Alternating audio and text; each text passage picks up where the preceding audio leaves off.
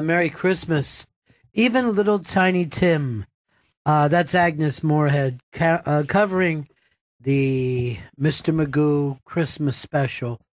Maybe one of my all-time favorite. Yeah. Maybe the favorite. That just made me cry.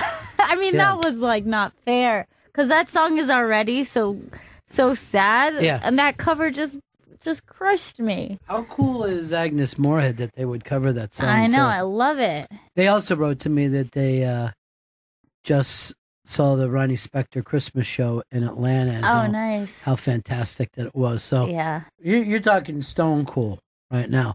Hey, it's Christmas week with the Bennington Show. We're also doing the complete wrap-up that runs up to the end of the year in comedy. And today, you can go over and vote for Stand-Up Comedian of the Year. And also, in a very short while, we're going to do the Comedy TV Show in the year. And Vito wants you to know that before you hear that, you're going to hear comedians giving out their breakout comedian. Yes. 2017. Because he keeps reminding me of that. I just want everybody on the same page that's listening. We're all on the same page, brother. Oh, yeah. You know what? Because this is the book of Vito, all right? 2018 is going to be your year, all right? Vito 2018. Yeah. That could be, if you want, your new AOL name. Ooh, okay. Vito 2018 at AOL.com. Yeah, it's very cool. Write to him if you got any suggestions at all, or if you want to find out where to get some of those new Agnes Moorehead songs. Very, very cool. And we tweeted out the video. The video is adorable, too. Yeah, I love it. Why don't my fingers reach? Jen, did you ever have a comedy special? A Christmas special that you watched every year that was your? It was always usually the Cosby Show. Oh, too rapey. Too rapey. And then the bill goes in the eggnog and the girl falls asleep and we get to grow up the tits. He always had a Christmas sweater no matter what show. Yeah, it was great. Yeah. How about for you, Vita? Is the Godfather Christmas? Is that one that they came back and did? It was the Yogi Bear Christmas special where that Snidely kid was trying to ruin the resort. And it was Yogi's first Christmas. Now, was he supposed to be a young Snidely Whiplash? No, his name was just Snidely. He was not Snidely. It's so weird. The two people I know are in cartoons. Named Snidely. It had to be young Snidely. Yeah, what was yours? I always watched Mr. Magoo. Yeah. And how about 40 to No Man? 40 to No Man is a great one. Happy birthday. Where that guy sounds just like Blowhard. Yes. That reminds me, I got to call him. He's still back in the hospital recovering. I want to make sure I give him a Christmas call. Oh, it's so sweet how you think of so people. sweet. Oh, Care. God. She is such a cat. I always thought you were a prick and a creep. And then I found out you did this one nice thing. What about you, Chris? The On that black and white TV set, because your dad never updated. Yeah. The California Raisins Christmas special. That is sad. Yeah. Why? What's wrong with that? It's a corporate thing. It's not even a nice Christmas based on it. It's based on a corporation trying to sell more raisins. Fucking half-hour Santa bullshit Claus is commercial. coming to town is a great one too. It's unbelievable. That one is so fantastic. Mickey If Rooney. you sit on my lap today. Because Santa's rope is all I'll take. Oh my God, is that what they say? Yeah. As I bend your cheeks apart. Wait, what? The Burgermeister Burger. That's a good one. That is a good one.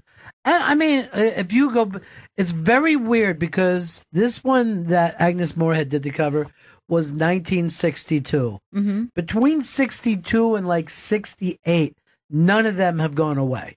Yeah. They still play Charlie Brown, Rudolph, Frosty the Snowman, Santa Claus is coming to town. I think they were all kind of Yeah. in that same thing. Time period. And then every once in a while, something breaks in for a year or two. The California Raisins is a great example. But, you know, I mean, it's almost like greatest rock albums. Like, if you didn't come out in the 60s, Right. you're not, You can't know, be one of the greats. well, greatest trip to the moon, the 60s. True. Greatest soul songs of all time, the 60s. You're not going to get out of it. Mm-hmm. And they say that's when all the initial branding got done, too. That most of those corporations that came out in the 50s or the 60s had a 50, 60-year run. And now, of course, you see, you know, who knows how long Facebook is going to last or something. We just don't know at this point.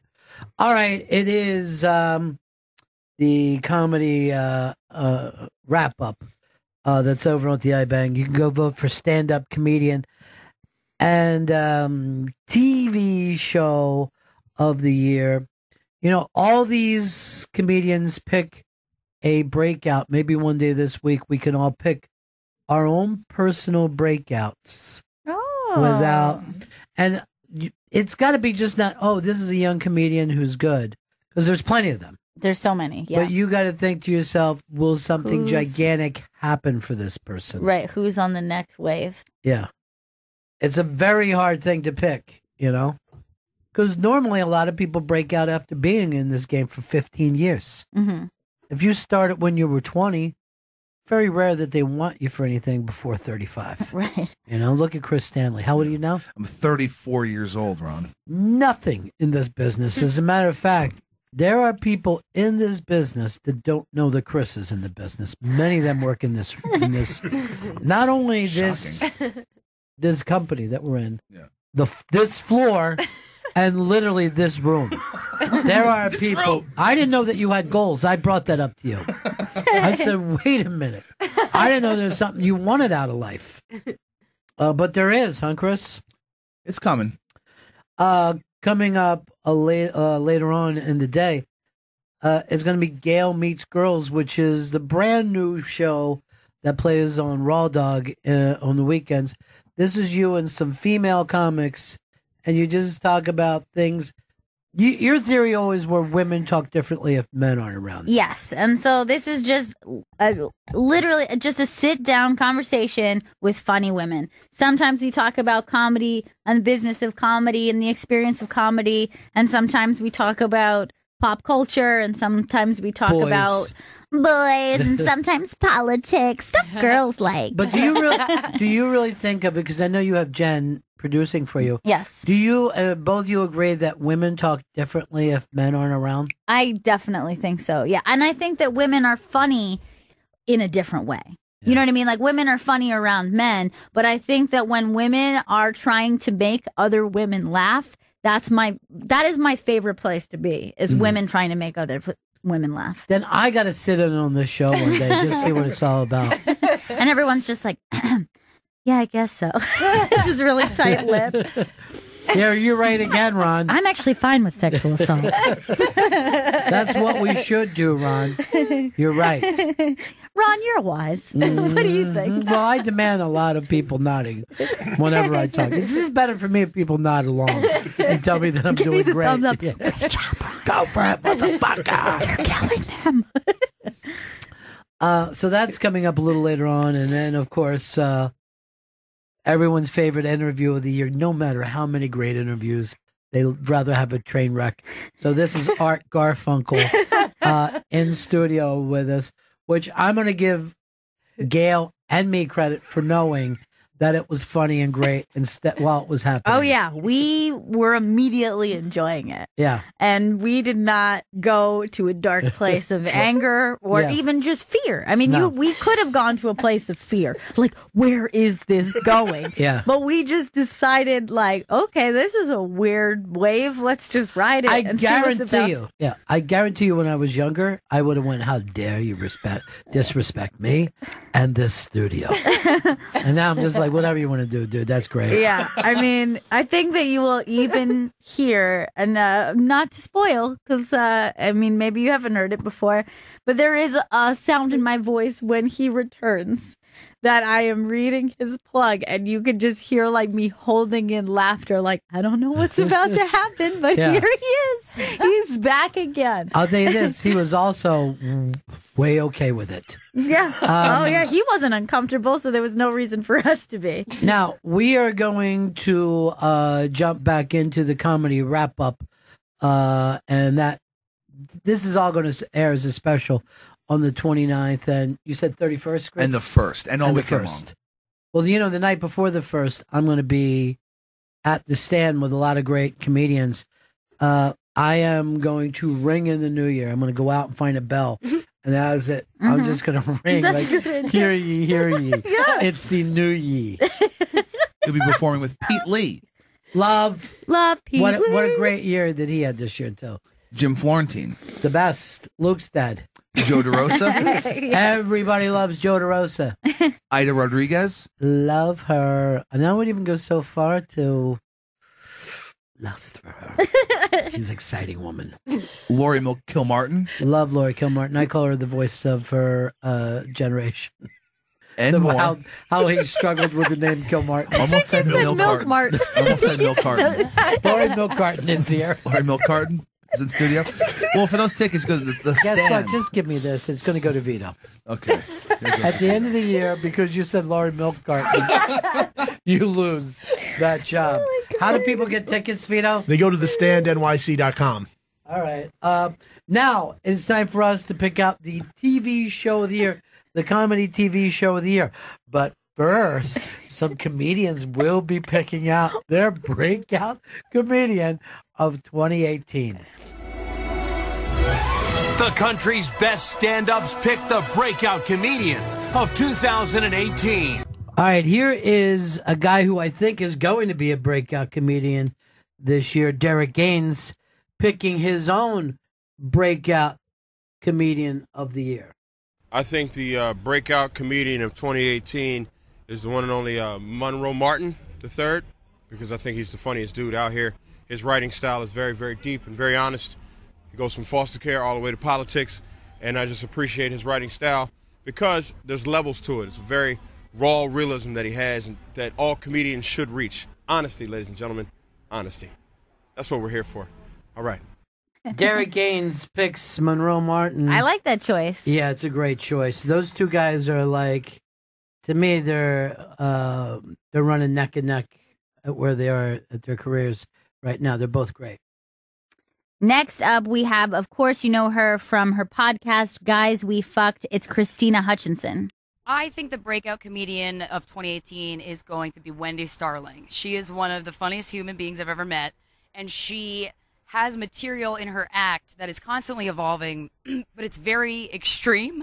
And the one thing I love about Wendy is no matter who her audience is, whether it's a bunch of young women or it's a bunch of 75-year-olds, she just forces people to accept her world, and they do. And watching people be enthralled in her jokes, no matter where they're from, how old they are, what their gender is a true treat.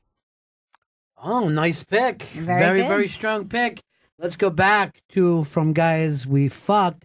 This is Corinne Fisher picking her breakout comedian of the year. I think the breakout comedy star of 2018 is going to be Blair Saki because she's been on the brink for quite some time and she's too fucking whimsical not to. Too fucking whimsical not to. Perfect. Next up, I think whoever gets this comedian's nod, this is a big compliment. Okay. Next up, we're going to have Duncan Trussell picking his breakout comedian of the year. I think the comedian who's going to break out in 2018 is Ian Fidance. My guess he's going to get put into a Martin Scorsese film. Probably that's going to happen within the first couple of months. After that, I'm thinking some kind of we're looking at massive stadium tours. Probably by the end of the year, he'll play the Garden. He's going to be when I think of Ian Fidance, I think of the Yellowstone super caldera. I'm sure you're aware that this is a volcano that any moment is going to explode and wipe out North America. I think it's comedically a similar thing is going to happen this year with Fidance.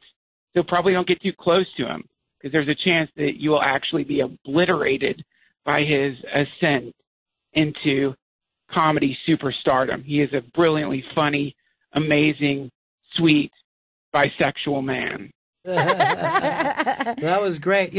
I just want to be grateful right now that I exist on the planet Earth at the same time Duncan Trussell and Ian Fidance do. I agree. It's kind of crazy when you think of all the times you could have been born and missed this. It's stunning. I love both of those guys.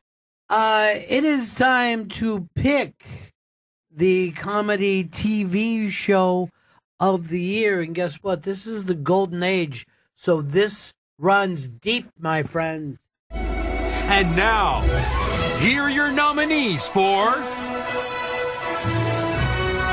Comedy TV Show of the Year.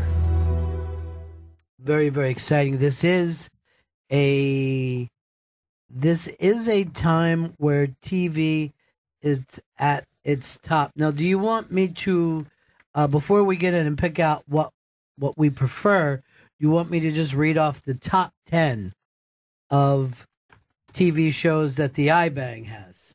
Yes, we will say the top 10 TV shows of the year. All right, here they are in no order. You can vote for these over at the interrobang.com. That's the ibang.com. This is something that I'm always looking for every year. What is the great funny show? There's nothing like having a funny show in your life. And this year, I hope once again, Happy Days is on the list. They belong here. All right, I'm reading off your list. The Jim Jeffries Show, Vice Principals, Crashing, Better Things. Oh, there must be some Better Things fans here. I'm Dying Up Here, Insecure, Dear White People, Better Call Saul, Search Party, and Wet Hot American Summer. Oh, that is a hell of a list. That's a great list. And I'm not even sure what is lacking off that list because I don't think I see a single network show on here. I mean, we've got a lot of Netflix representation, Yeah. a lot of HBO. And this, I kind of feel because this is the year that Kelly Kuko is going to become Kelly Kuko Cook in her personal, making it one of a really difficult name to peel off. I'm going to pick my pick for this. Everybody on the show will have a chance to pick their own. And by the way, anyone can go to the iBang and vote Comedy TV Show of the Year, Comedy TV Show of the Year, and so many other things. The stand-up Comedian of the Year, the Special of the Year, it all goes on. Make sure you vote for all of us because I've seen this in years past. It's very, very important to these performers. Now, for the sake of fun, yes, we made a deal. If one of us picks a show that is our favorite, that's off the board for the other one. It's no longer available for picks. Now, a lot of these, I'm giant fans of. As a matter of fact, I think there's only 2 shows that I don't watch here on the regs, as the kids put it. But everyone knows what I'm going to pick as my number 1, because not only do I think it's the best show on TV, I put this show with, even though it's only done 2 seasons, with the best shows of all time. I put it next to a MASH, a Lucy, a Seinfeld. I'm talking about Pamela Adlon's Better Things. Yeah. Better Things. I've had Pamela on and Unmasked, spent an hour with her talking about this. She not only stars in this, writes it, but directed every single episode. And I know Vito understands directing because of his film school. She did not make it easy on herself. This isn't a sitcom 3-camera shoot. And there's very difficult things that we're shooting here. I also think it's difficult to come off of such a fantastic first season and follow it up with an unbelievable season 2. I mean, I was really, really impressed with. I'm going to be totally honest. Season 2 was better. I think it was. Yeah. Season 1, and season 1 to me was a perfect season. That was my blown away season. This was my season where I knew what was coming, and I still thought it was incredible. Yeah, I love that show so much. That's a great pick. Our whole family loves that show, and anyone who wants to be friends with us loves that show. And like that's one that I definitely always recommend to people. I love getting people into that show. Yeah, me too. Particularly when it comes to women, moms, whatever. But for guys, it's a perfect show for a guy to watch because you're like, oh, I've done that. I have done that one. Vito, I'm going to let you go next. You're not a guy who gets to pick Better Things. You've got to go off from that. What is your TV show of the year? Comedy. I loved season 1 of Vice Principals, and then season 2 of Vice Principals somehow just, it didn't lose any steam whatsoever. Just from the first episode, like the mystery of Gamby, I thought was going to be what the whole season was about, and they somehow took it from what I thought was going to be a murder mystery into just getting to know these characters even more, and I loved it. Do you remember when I did the thing with them in Montreal in the cast, and I said it was like a Kill Bill, where the first season was like crazy action, and then the second season we find out why those people acted that way? I felt like, and I'm going to give myself some credit here, that was a brilliant analogy. Because none of you guys will ever say it. Jen, I need in my life for you to say every once in a while, Ron, that was a brilliant analogy. I will agree with you. I'm only going to take one takeaway. I felt like I guessed who the shooter was pretty early on in season 1. And also, I had so much planned in my head, I don't know if anybody could have amped up to where it was, but it was great. The Rough House guys are great. It's fantastic. I also think it's so impressive to walk that line of just darkness and comedy. It's so difficult. I mean, it's such a dark show. Do they walk anywhere else in their careers? There's some dark people. All right, very good pick. Both of these deserve to win. Now let's go to Jen. Jen, what is your show of the year? My show of the year is Insecure Season 2. It has Issa Rae. She directed it, wrote it. It's basically a show about the Black perspective on dating and, day-to-day life. What network is this? On HBO.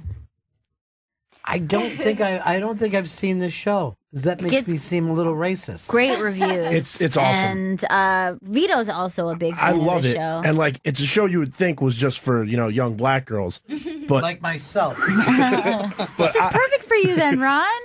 I love it to the point where me and my friends have our own group chat about it, where on Sunday nights That's when you know you love a show. When you need to get together with your friends. We need to talk about it every week, and some of us are on one person's side, some of us on the other. It's a great show, and it's all started from a web series she had called Awkward Black Girl. She's done a really good job with it. I don't think I've ever told you this. During the 90s, the second Seinfeld was over, my phone would ring, my friend and agent Ross Reback would be there, and we would go over that episode, but with a game that we called Dear Mr. David. And we were pretending that we were writing about this week to Larry David. And that was a time where people never heard the name Larry David, which made it even funnier. And I always would just say stuff like, I would be perfect to write one of these episodes for you. Anyone who could beat Sonic the Hedgehog could easily write. And we would think it was the funniest shit in the world. We thought it was so goddamn funny. So you have a good show if you need to talk to your friends about it immediately after. Gail Ann, everybody gets your vote is just as powerful as any listener. Just one woman. Yes, you can all go to the ibang.com to vote for comedy TV show of the year. And then, of course, the stand-up comedian of the year, the special of the year. It's all going to be out there. So make sure you vote early and vote often. Gail, what is your comedy TV show of the year? Well, this is a great year for comedy TV shows, so it's very difficult to pick. But my choice, I think, more than anything, for some reason, this show worked so well for me, and everything about this should not work. And that is Wet Hot American Summer 10 years later.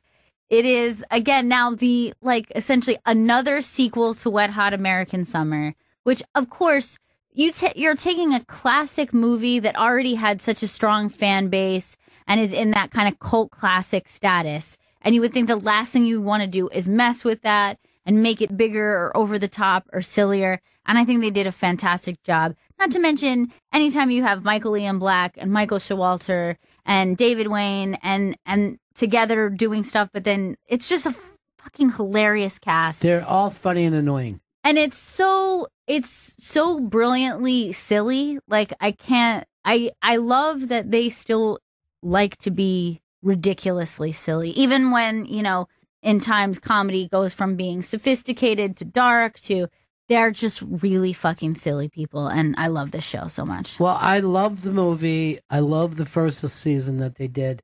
When this happened and I saw the first episode, I was like, uh-oh, they don't got me. I don't know what. I disconnected on the first episode, but stayed with it. And by the second episode, like minutes into it, I forgot any hesitation that I had. So I don't know. Maybe it was just me.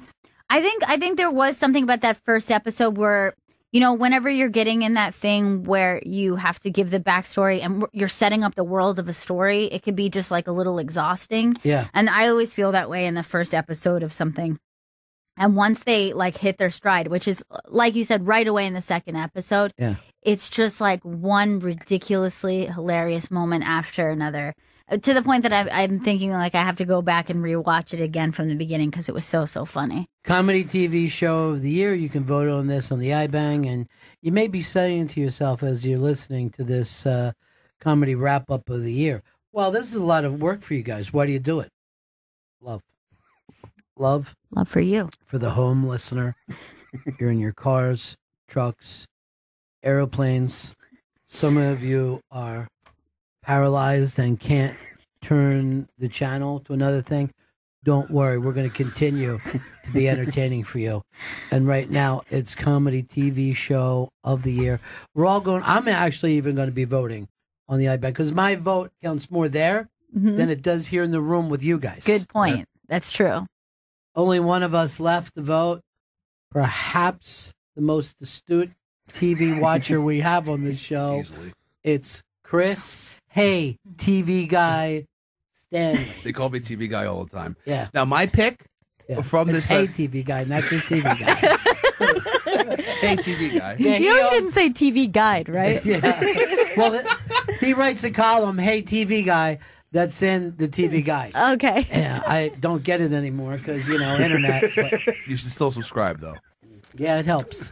The show I pick, it aired early in the year, but Crashing is my favorite comedy TV show of the year. Artie Lang, T.J. Miller, hysterical guest appearances. So many funny New York comedians throughout the entire season. And I didn't know that much about Pete Holmes' life, that he was so religious. Well, That's great to learn. It's great to learn. Artie did steal the season, though. He No doubt absolutely about it. did. And it was really fun to see how many of our friends we would just see like pop in little segments. It was really cool. I did not. I mean, if I picked my second show of the year, none of you guys did. Search Party. Search Yeah. Party It was- caught me by surprise. I binged watched it, and then the last episode was such a crazy swerve. Now I got to get back into season 2. I don't know how they can dig themselves out of the hole. Yeah, I was really on the fence between those two because I love Search Party so much. But I picked up at least 3 new favorite performers that I'm going to watch do anything. Yeah, now. they're all so great on that show. I mean, John Early is just unbelievable on that show. And I agree with Hey TV Guy. I didn't know a lot about Pete Holmes's religious faith. I know. So It's funny, but it's also educational I got in that fun way. facts along with the laughs. It's the Bennington Show, part of the comedy wrap up. You can go over to the iBank and vote for Stand Up Comedian of the Year and TV Show of the Year. Coming up a little bit, it's Gail Meets Girls. And who are your guests? My guests are Yamanika Saunders and Tammy Pescatelli, two crazy funny women. Love them both. Seriously, I love them both.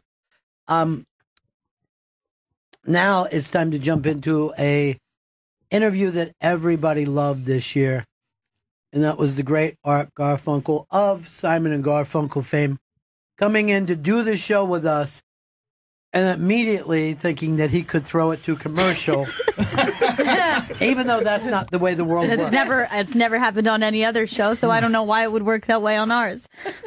The commercials are lined up to come in at a certain time, Yes. not when the guest needs a couple Yeah, moments. I mean, to- we don't even just randomly throw No. it to commercials. We No. have a general time in which we do it. Right. Or there would be no commercial loaded and ready to go. So it's a lot of fun just to hear somebody that you've been, in my case, a fan of my entire life. Like there was no time in my life that I don't remember Simon and Garfunkel and then his own music. So to have that person just go a little strange on you was Yes. fascinating. Remember to go over and vote at the iBank.com for all your favorite things in comedy this year. Please do go vote. It means a lot to these comedians. And this is Art Garfunkel on Bennington. Art Garfunkel is in studio with us. What Is It All But Luminous? Notes from an Underground Man is available now in stores and online. It's not an easy title to say. You did well. Thank you. Art, great to see you again. How are you, my friend? I'm feeling very happy. Yes. Way above average today. Wow, that's good. In spite of it all, it's a troubled world, but I'm okay. The book is writings of yours from all different periods of your life. I have been keeping scraps of paper in my back pocket Mm-hmm. as I walk across countries, as I live my life.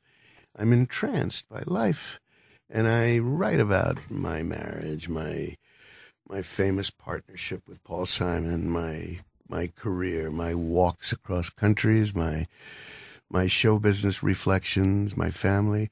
I keep writing. I've been doing it for 30 years now, Ron. Mm-hmm. Finally, I put it together and shopped it around and got a book publisher, and I got a good reaction from various publishers. Was that always your intention? Did you know that you wanted to write a book, No. or you just like to journal and I write get things? bitten by a notion. I get a first line. Who will speak at whose funeral? I write about Paul Simon.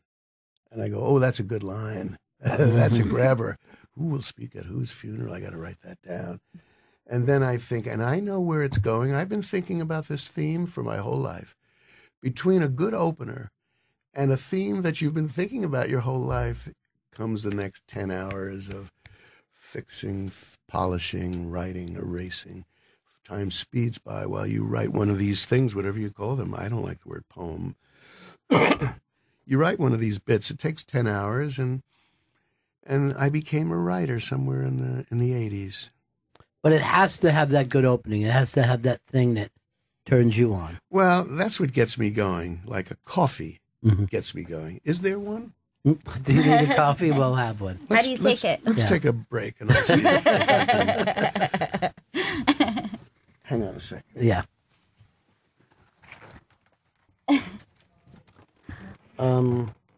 So Art just walked out of the room looking for a coffee.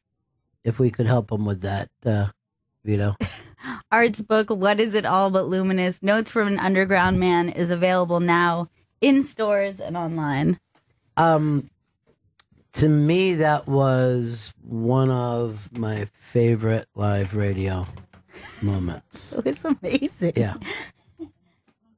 So his people just followed him out. And they're all looking for him. But that's the beauty of being a star for that many years. Yes. That you can just decide out of nowhere, let's take a break. Yeah. He seemed like he was a little uneasy in his chair, but everything was going along perfectly. Seemed good. Yeah. Now I believe he's sitting in the hallway. He's taking a stroll. Walking about. I feel like they're looking for him right now. He's got to have that coffee. It's very important to him. So the book, Gail, what made you read this? What made you think to yourself? Well, I thought I was going to be talking to Art Garfunkel. That's probably why I read it. Yes, for the same reason. But I'll be honest, him walking out and kind of seeming just like unstuck from this moment is very, very similar to the vibe of this whole book. It's like very flows in and out of consciousness. Here's one of my favorites. Whither the people who are moved away when a school expands. That's a great sentence. Now that I am a touring concert artist, here's my tribute to James Taylor. I sing to James Taylor before every show. I do. I warm up in my dressing room to Handyman, Sarah Maria, Song for You Far Away, Sweet Baby James, Copperline, and about 20 other favorites. Nice. Yeah, all the pieces are very, it is very stream of consciousness. Like it goes from poetry to lists to kind of talking about a moment in time, but not necessarily like starting from the beginning. This is what happened. That there's no beginning, middle, and end to kind of any story he tells. It's more like the feelings and the thoughts and the memories that kind of swirl around. This is lovely. This is called I Shan't Be Without My Coffee. I hope he puts that one in. It's weird that we didn't see it coming. No, you're right. We would have had it ready had we known. Well, here's one I also like. It's the Pitted Kettle. The resound of 1,000 years invented in Ireland. Grecian earned. Wage of a journeyman. The road of distress and experience. The broken cup of kindness I bear for 1,000 strides. Beautiful. That's nice. This one killed me to the death. Mike Nichols. Mike Nichols put him in, and I believe this is true, Art. Put him in a movie, even though he had never acted before. Yeah, I feel like he has something about him that you would say, even despite the fact that he's not an actor, like he seemed very natural in his roles. Catch-22 and the one he did with Jack Nicholson. Right. What's the name of that film? Art. Cardinal Knowledge. That's it. It's actually one of my favorite films of all time. Yeah. Yeah. It's so good. Shit. Believe me, no shit at all, Chris. This is so unique. This is fantastic. I'm not at all. This is fantastic.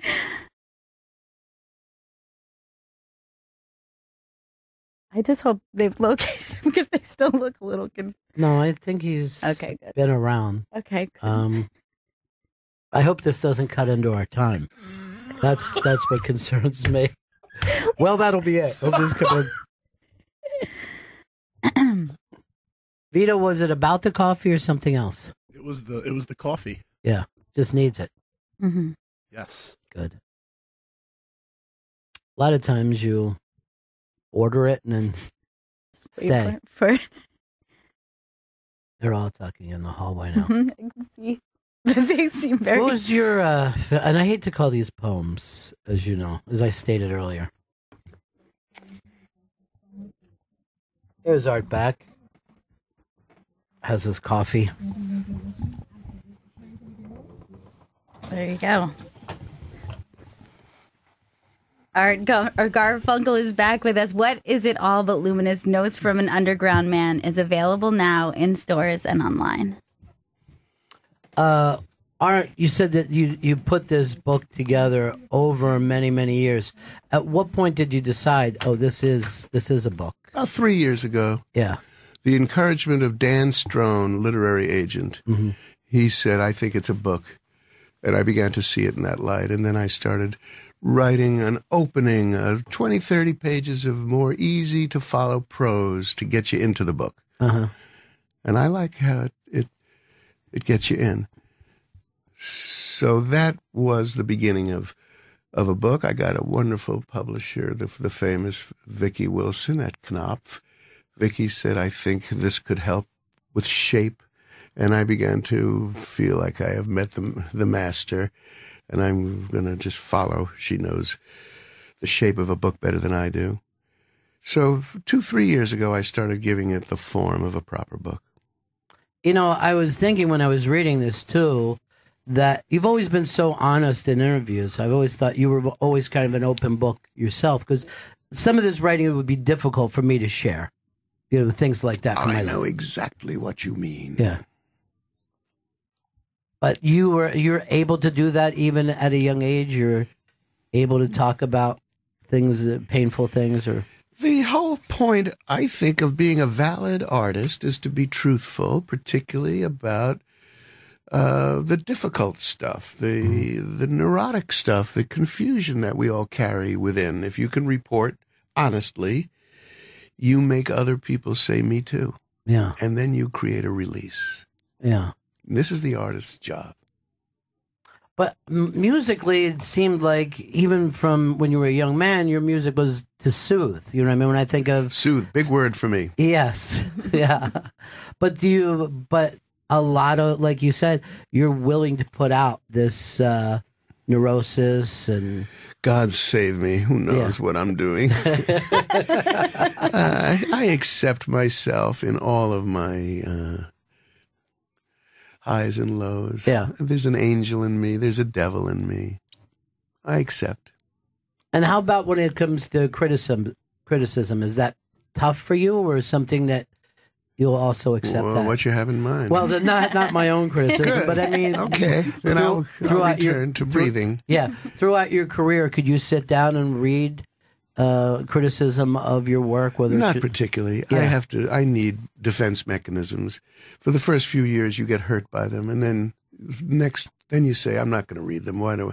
It's one woman's opinion about what I do. Why should I bother? Yeah. I have my opinion about what I do. I think it's an informed opinion. I have good ears about my own records.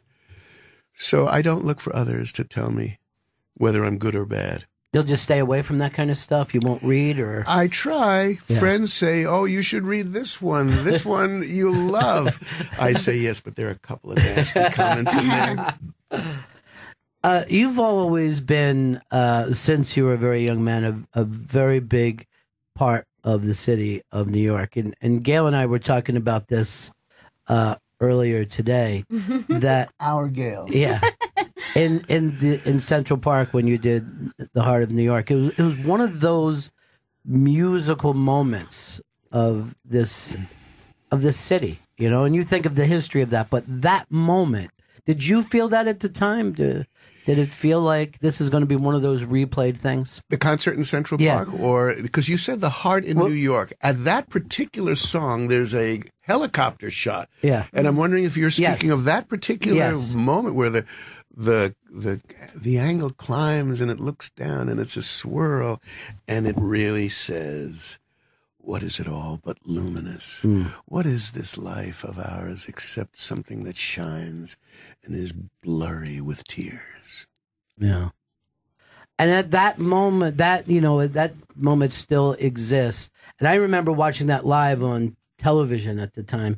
And it was at a time when people didn't think New York was at its best. And I remember thinking, God, that's where I want to live. That's where I want to, that's where I want to be. Good. And it took, years for me to get here and raise my, kids here. But those... Where were you? I was in Florida at the time. But it was always a dream in the back of my mind to live and work. Isn't that nice? Yeah. You're giving me credit to be inspiring Yes. for the town. Yes. Cool. Absolutely. And you think also of how many amazing New York songs there are. Yeah. And, speaking specifically of that moment, to me, I put that up there. Like, Sure. as just, if I think of New York, if I had to put a song to it. Yeah. The Only Living Boy in New York, that's become very popular now. Yeah. But you were raised in in Queens, right? Yep. Went to college at Columbia College, uptown. Yeah. One of my proud credits. It was a good school. Columbia College is having a wonderful football year.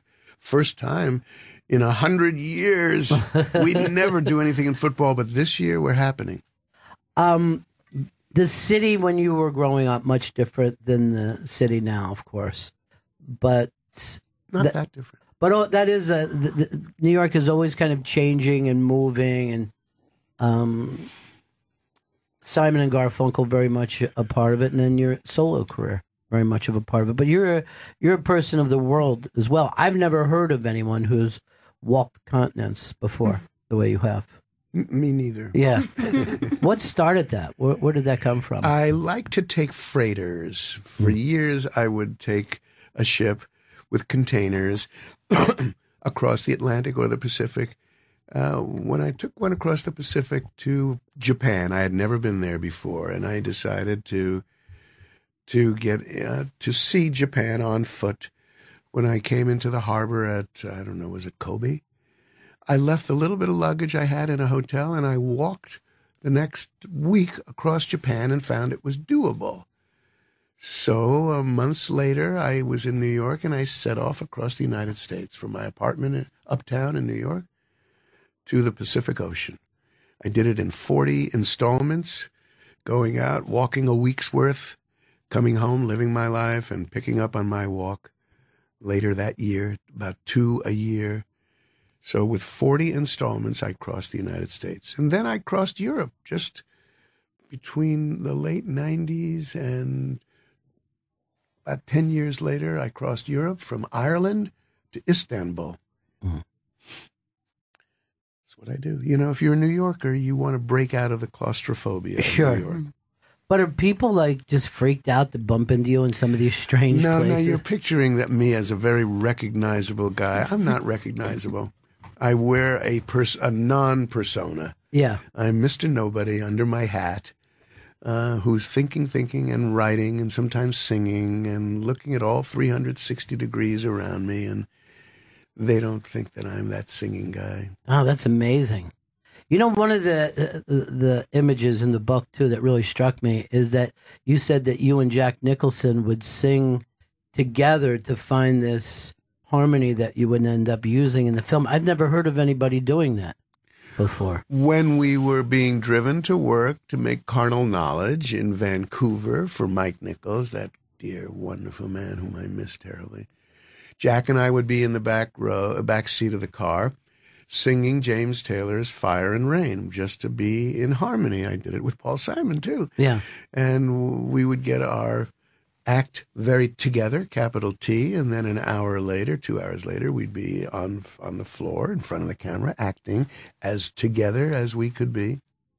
That film, too, especially since you were pretty new at acting that time, that film is just such a raw nerve all the way through. It's a film that you could rewatch over and over and That's over. And Mike Nichols, that great director. He loves black comedy. He makes you laugh, and everything gets light and chuckly, and then he turns the whole thing and gets serious, and it's dark.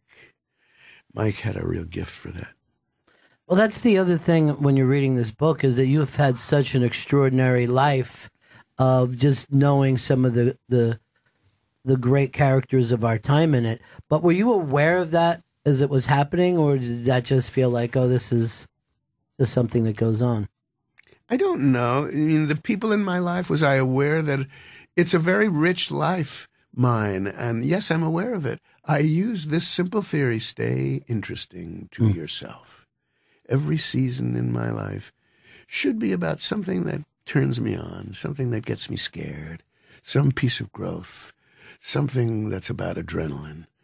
So I live from year to year trying to be interesting to myself, and you fall into some wonderful challenges. So you got the book open. Would you like to read something to us? Is there... Oh, I'm just wondering if I fell into something. Ba-da-ba-da. Why couldn't I be a goldsmith? I could build an entire battle scene in little strips of filigree with separate strands of gold in the horses' manes and set it all on a pinky ring for Kim's adornment, and not have to sing these nuances, inviting angels onto the head of a pin. Why couldn't I be a goldsmith? I could build an entire battle scene with little strips of filigree and set it all on with separate strands of gold in the horses' manes in a whole battle scene, all on a little pinky ring. And that would be easier than having to sing these nuances that are even finer. I'm up there in the etchings on the walls of fine hotels, in that other air of Baudelaire, where ice is blue and creviced walls with frozen waterfalls and stones so steep even Louis Philippe bows his head in prayer. He lingers on his way to sleep. Brahms is not romantic yet. He longs to get away from care and stare at timeless rock up there. Art Garfunkel, thank you so much, my friend, for Thank you for stepping having in. me. Yeah. Thanks. What Is It All But Luminous? Notes from an Underground Man is available now in stores and online. Thank you so much. My pleasure to be here. We'll see you next time. That was one of my favorite radio moments I've ever had. It's incredible. It was great. It was just perfect. I wish this would have been live. So Chris goes and puts the song on, and a couple minutes, less than a minute in, Art goes, "Why the distortion?" He yells at Chris. And Chris is like, "I don't know, it must be the speakers in here." And I'm like, "Then we bring down the level." And then Chris just brought the level down, and it sounded crystal clear. Do you understand that Art has been known somewhat as a perfectionist when it comes to sound? Yep. Yeah, I'm a bit aware. I'm a bit aware. That was so good. So much fun. Everything about that experience was perfect. At one point, I saw while he was waiting for the coffee, he was just sitting outside on a... I wish sometimes too, like I could imagine listening to it, but there was also this visual thing that our studio is glass. So at some point he would wander by, and then like a moment later, his people would go the other way, like looking like, where did he go? And then it would pass, and then Art would come by again, kind of looking around slowly. It was great, It man. was so good. It was so great. But I don't think I liked anything more than what's with the distortion. It was so like we were playing this. Stick Chris. Yeah. He looked right at Chris. Why the distortion? Why the distortion? That was Oh my God. unbelievable. God. You just go and go and go, hoping people will do stuff like that. You know what I mean? Oh my Just God. be Yeah, like you couldn't that. plan for something like that to be better. It was when he got up. Like at first, Let's the way take a break. when he said it, I laughed because I Yeah. thought he was making a joke. Yeah. He was like, "Ooh, coffee, that sounds good. Let's take a break." And I laughed, and then he just stood up. Yeah. Kind of the expression just went from his face, and then he just walked out. Well, even before, he's like, "I don't understand why I'm sitting so far away from you." And I go, "We'll both be interviewing you." Yeah. And then he was like, like he's never heard of that before. Of like that's two odd. people Yes. talking. And then, he started nice. He needed his coffee. He left. And I'm like, is he just saying it's his coffee and we'll never see him again? I thought that was possible. Which was, would have been also fantastic. I thought that was very possible. We did have the hat still here, so I thought he's Yes, gotta I was come back keeping for the that hat, man. The hat was great. God, that was It amazing. was so good. Yeah. It was so good. What if I would have just screamed at him, no one walks out of my studio? But again, like, you get this guy, he's mid-70s. He's been, a major star no matter what he does since 1964. Yes, You know what I since mean? he was so young. And his name is so famous that comedians would just throw Garfunkel into anything. You know what I mean? Mhm. Like, they would do a thing and act like it was a law firm and something and Garfunkel, and it would get a Right. laugh. Just the name Garfunkel was so well known, and his life. He's been had an apartment overlooking Central Park since he was in his 20s. Yeah. I think he lives right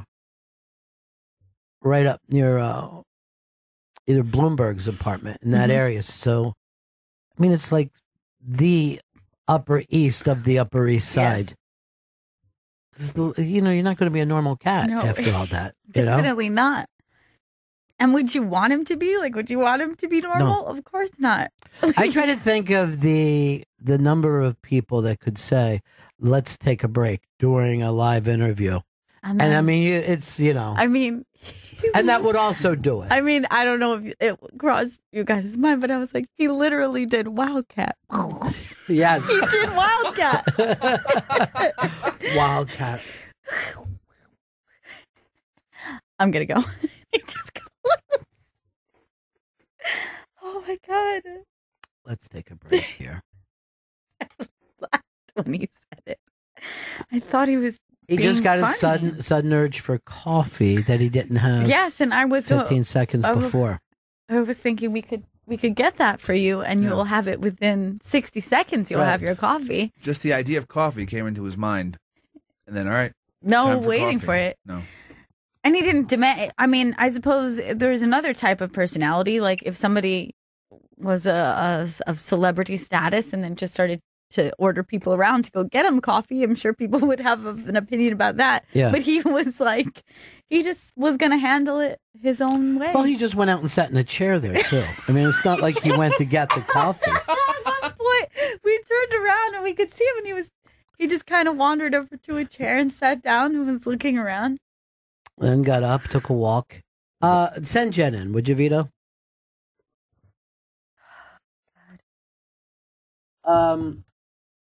Hey, Garrett, what's up? Benningtons, I love you guys. I gotta say, Art Garfunkel's the Mike Love of the folk scene. He's the no talent. Oh, you're out of your mind, dude. That, Police! All right, that so can I voice- just say a quick story. that My voice, father- no matter what you think of him personally. I adore his voice. Yeah, I but adore then his where do you get the no talent from? Yeah, I mean, That's pure talent. But you got to remember, though, Paul wrote all the songs. So what? How many songs did Frank Sinatra write? Yeah, good. Oh, good point. But can I just tell you a quick story? My father was a usher at the hockey rink in Buffalo, and the Simon and Garfunkel reunion tour in 2004. He got to witness Paul Simon losing his shit on Art Garfunkel during sound check because Art Dude, kept. we all know those stories. Art will Oh, talk they're about those wonderful. stories. Paul talks about those stories.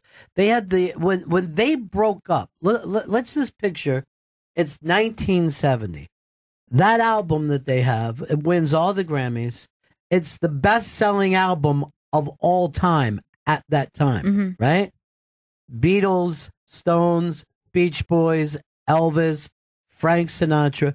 That album sold more copies than anything in history up to that time. And Paul's like, I can't do this anymore. He wants coffee. He just walks out of the concert. Oh my god! So we all get that, but I don't think it's arrogance. I think it's something else. You know what I mean? Like, I do think there are certain people that are on like a certain wavelength, man, and we got to witness it. I don't know how you turn around and get angry. And by the way, while you're running down Mike Love, he also sang on some of the biggest songs of all time, and at least threw in lyrics for them. I mean, he was smart enough to be Brian's cousin. I wasn't. I was Georgiana Riggins' cousin. We didn't get any songs done. That's good too. But we had a ball. We did. We didn't get any songs we done. didn't. Yeah, we didn't get them done. we did a Around the Campfire cover of Tommy James's "I Think We're Alone Now," which our parents told us better than the original. Okay, but when two cousins are staring each other in the eyes, singing "I Think We're Alone Now," now that I think about it, it's a little uncomfortable. Kissing cousins. What was happening in the hall during all that? Jen? So first of all, when I brought him in, I always ask, you know, what they want to drink. He just said, "Oh, I just want, some water." So I leave to go find some bottles of water for him.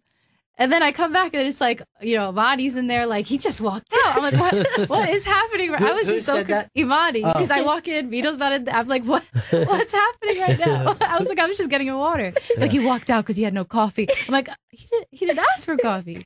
So then at that point, did you think it was an angry walk off? Yeah, that's what I thought. Unbelievable that I don't have yeah, that's exactly. You thought that you were going to be called down to the office. Oh, no, I'm gonna be in trouble. I wish we could have kept that up. Jen, what did you do? I'm so scared. He said he gave you his coffee order 20 minutes ago.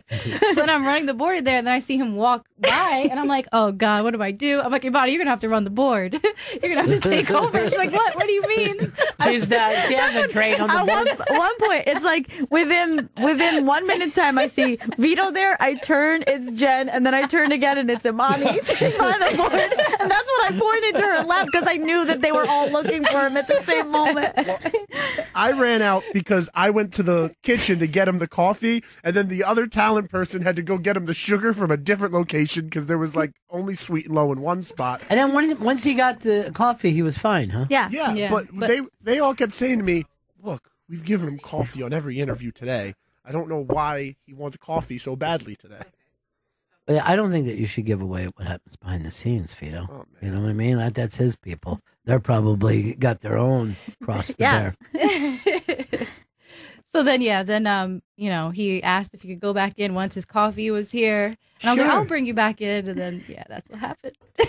Did he sign the books? He signed everything, yeah. Wow, I'm sweet. surprised. Yeah. When I handed you the books, I was scared. I said, don't worry if this can't happen. Because as he was walking out, like under his breath, I heard him saying, "It's a crummy world." And I'm like, it is a crummy world. The world is crummy. Yeah, no doubt. We all agree with that.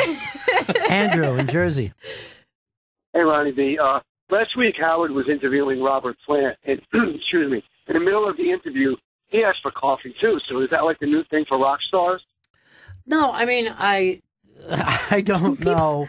I mean, I've had people ask for coffee before, but normally they don't think that everything has to stop until they get it. That's the only difference. Asking for coffee, not strange. Throwing it to break without our consent, a little strange. Let's take a break.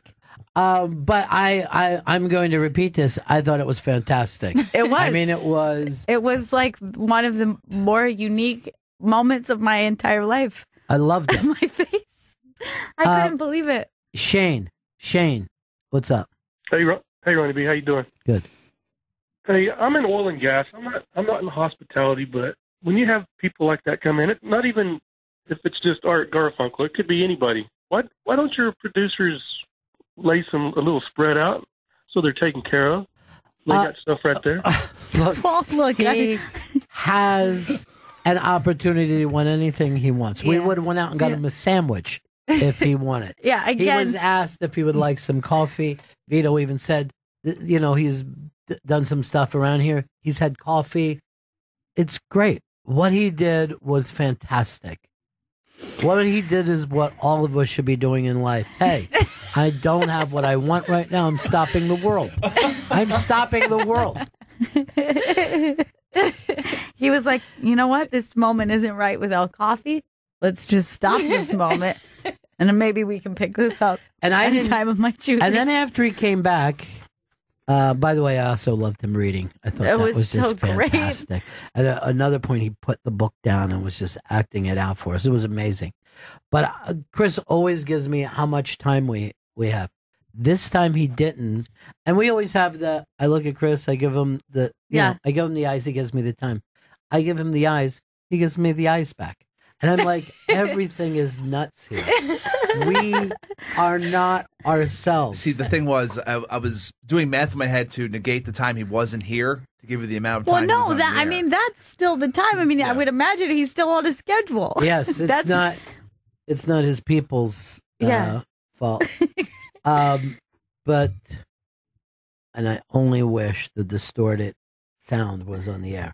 Oh God! I know. I kind of wish that was that moment was very, very funny. And before the show, Chris had told us how he was going to kill this engineer for not writing the levels properly. Yeah. And he's playing this for a man who's, a record producer as well, and he has an ear that we don't. You know what I mean? And even I could hear that Chris was just fucking frying the speakers. And it's almost like if Chris would have just taken one of his albums, and then Chris would have taken his penis out and started rubbing it. Chris, And when I say why would album, you do that? I mean on a family album. Oh my God, Chris! I would never do that to him. Garrison in Wisconsin. Garrison, buddies. hey. Hey, I think Chris should establish himself, and every time he wants a cigarette, he should just say, "Ron, we need to go to break. I need a cigarette." It's not that different, if I'm going to be totally honest. James in Georgia. Obviously, the previous caller didn't know the producers. Have a spread for him? Come on. Well, it's not like Go he ahead. asked for a lot. No. He just wanted his coffee, and he wasn't going to do anything until he got it. You know, it's I one thought of he those was feeling moments uneasy. that's going to be. Yeah, I thought that too. When he said, well, first I thought it was a joke, and then Yeah. when he actually got up and left the room, I was like, oh, he doesn't feel good in this moment, and Yeah. he's just saying it's a coffee issue. Because Right. you wouldn't, if you wanted coffee, you would just turn to one of Right. our staff and say, would you mind if I get coffee? Someone had just asked This him. is going to be the greatest moment That would in radio history. That would be This is going to unfortunate be if that were replayed over and over. That would be unfortunate. If that, I love you, Well, Ronnie. I love you, Gail. Love you. Thanks. Bye. Yeah, and then when he came back, he really liked Gail. He You know did, what I mean? yeah. Yeah. Remember when he touched? Yeah, he said our touched- Gail or something? He said now Gail, and then he grabbed my arm and rubbed my arm and went, our Gail. I'm like, What's that now? Dear sweet Gail, Who perhaps I've loved for years. perhaps I will write another. I cherish her. I hate to call these poems, but seems like the masters would accept. God damn it, they are. Gail with her ginger snapped eyes. Small bunions coming from her toes. Art, I don't feel like this is a very complimentary poem. I mean, everything else you write is so beautiful. Ah, Gail, she smells of garlic and Old Spice. Ah, Gail. Oh, Lars, Gail. And then when we did the picture, he only hugged you in that. Yeah. That was very and then, funny. And then he looked at me and said, "You're a smiler." I said, "Well, I do smile. This is true. I'm posing for a picture, so." Wait, let me see that picture. I have to see it. Eric in New Jersey. Oh, my God. Hey, Ron, I just want to say you took Clint Eastwood to a new level with the empty chair speech. I really... Oh, my God. You can see my faces that I'm like, you can see something in my smile going, this is a strange experience from top to bottom. And I just creep in behind him.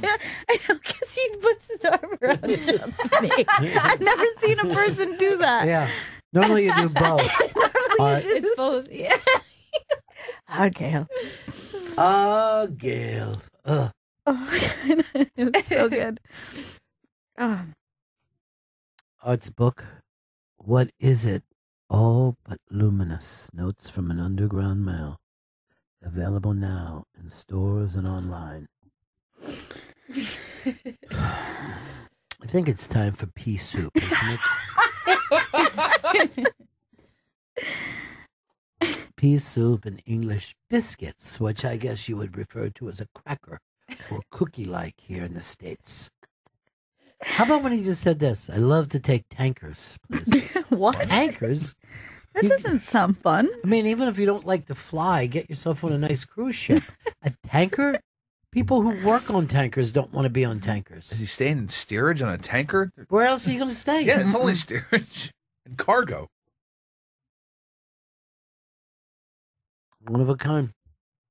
Speaking of which, hey, Janice. Janice, how are you, darling? Oh, that is radio gold. I just.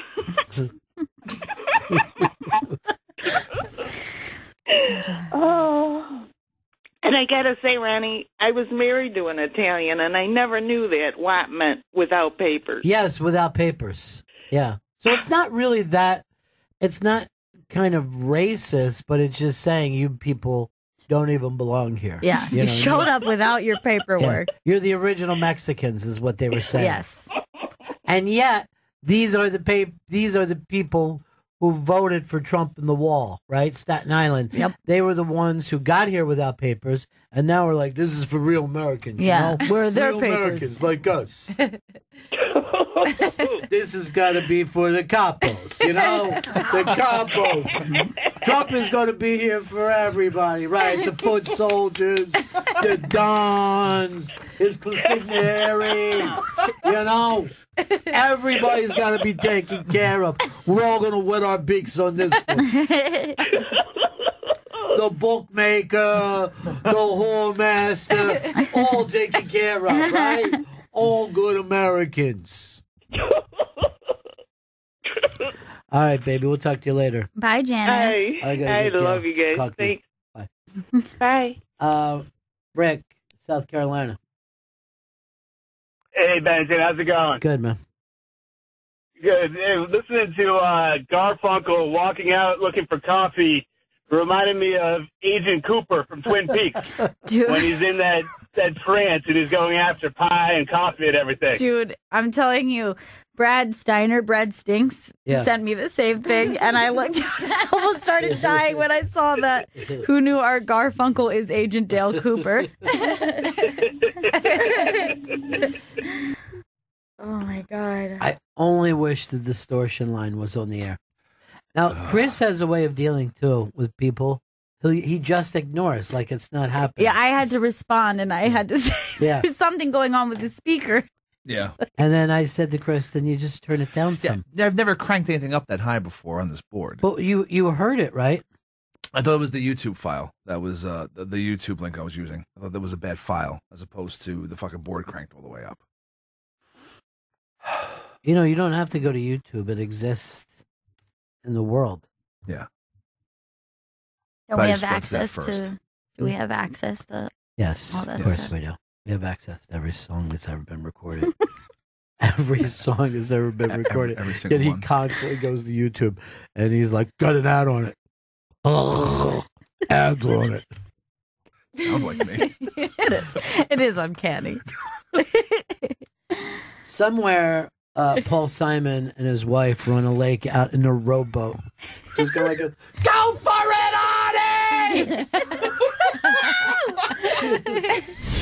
The best of Bennington is back. You know what happened to me today? You know I'm having a bad day, right? You are. Shit. You see what I have around my neck? Oh no. Nothing. This is, by the way, why I don't want expensive glasses. They fucking... You saw I wasn't doing enough to fucking break these No, glasses. it's nothing. You did And by the nothing. way, I had this hand on, so why would the other fucking I have thing fall no off? idea. Oh no. And it's not even like where the screw is. So that's not even a situation that I could repair it. Like I thought maybe I could get a eyeglass repair kit. You have zero skills when it comes to fixing my glasses. Yes, but it broke right Jen, at the I want arm. you to know something. Today is the worst day of my life. Why? I did not wear. I hate to call it my lucky Virgin Mary, but that was, that was made for me by Kathleen from the Bronx. Yes. She's always been like a good luck charm. She is. She's like being friends with a horseshoe. You know, she's my fucking rabbit's foot. She's like All your right? leprechaun. Yeah, Chris, you know what you are? What's that? My broken mirror. Oh, jeez. My Friday the 13th. It's really bad. My third on the match. Where does Vito go during this show? I don't know where he is. Yeah, I'm gonna ask him. Now, don't bother asking him. Because here's the thing, Jen. If you were really curious, you would have asked on your own. You don't meet. I can't be your curiosity. Now I got to hold this up like I'm some fucking rich lady at the opera. Because I can't see.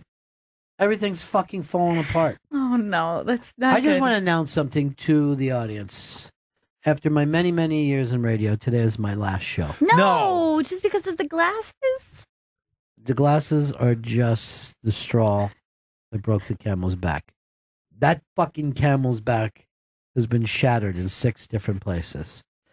And its spine is severed. Oh, God. Okay? Poor As of camel. right now, the camel is paralyzed. And if you know somebody who can do a spinal fucking operation on a camel, then you met somebody that hasn't been born yet. So I'm going to take a gun and shoot the camel in the fucking brain. Ladies and gentlemen, this is it. Don't do If it. you'd like to say farewell to me, 844 Rock God, 844 Rock God. No. Because after today, you shan't hear from me again. I will no longer be living a public life. My life will be private. My life will be between me and my privates. Okay? Private life. I didn't Yes. realize that's what that meant. I'm taking my privates out to live in the country. I'm going to the country, then live a private life. Could that song be fucking sold to more commercials? If I was producing that song for Can Heat, right? And I do, I love that song. I'm going to the country, baby, do you want to go?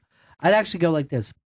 Do we want to try it one more time in tune or leave the out of tune thing in there?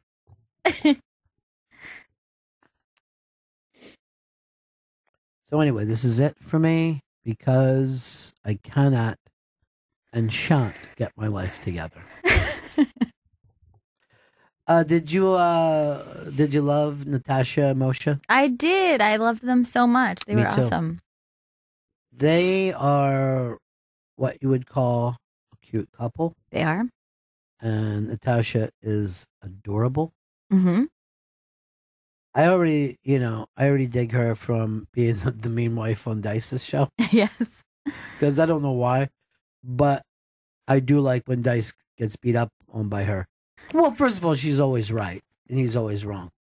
And then the way he doesn't care. But I think, to me, this is, the Dice fucking TV show is hysterical. And if you're not watching it, because it's already done for the season, go back and watch it already through. But there was a line that I think he was talking about his career, or is this his life? And he's always gone, what is this? What the hell is this? You bring me glasses, right? Yes. What are these made out of here? It's like a wireframe that pinches my nose. Thank you very much. I'm going to wear this now, though.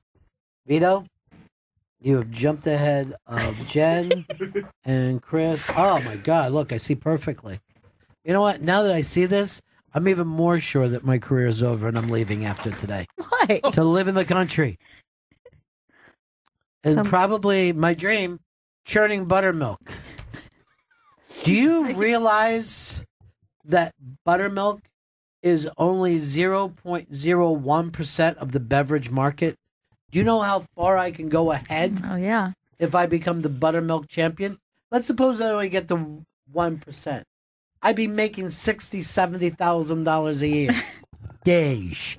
Most of it under the table. No, but seriously. Is this farm to table buttermilk? Oh, direct. I'm not doing anything to it. I'm just getting the milk, throwing some butter in it. I'm throwing a stick of butter in it. Sounds great. And I'm shipping it exactly to your table. I didn't realize that's what that is. Yeah. You just take a stick of butter, pop it in a gallon of milk, and ship it right out. And with the Bennington farm to table buttermilk, You do not have to refrigerate. Really? Buttermilk tastes the same whether it's fresh or spoiled. Sounds like the There's perfect no beverage. difference in taste. But is it unhealthy if it's spoiled? Is it bad for you? That's up to you. All right. I'm in a Steve Bannon. I don't want to get a bunch of fucking government overlooking at me. Okay. I'm telling you exactly what's in it. It's milk, stick of butter, shipped to you. Keep it in the garage until you're ready for it.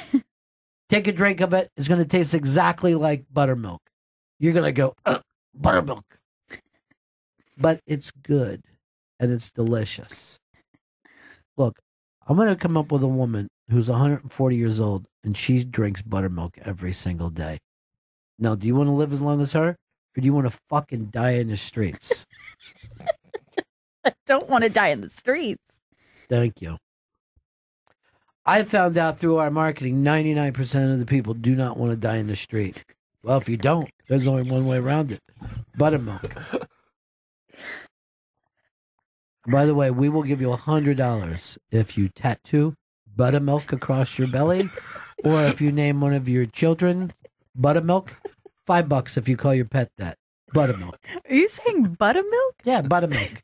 Comes from the butt of every cow. Buttermilk.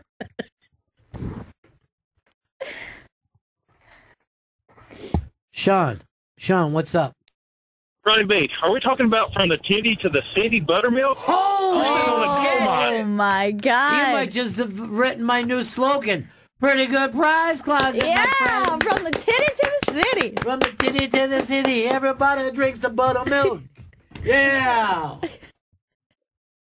And I'm actually going to have like a close-up camera that'll be squirting down in your face.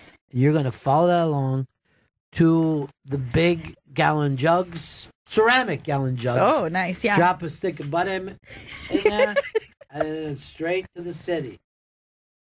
Dude, I love that thing, from the titty to the city.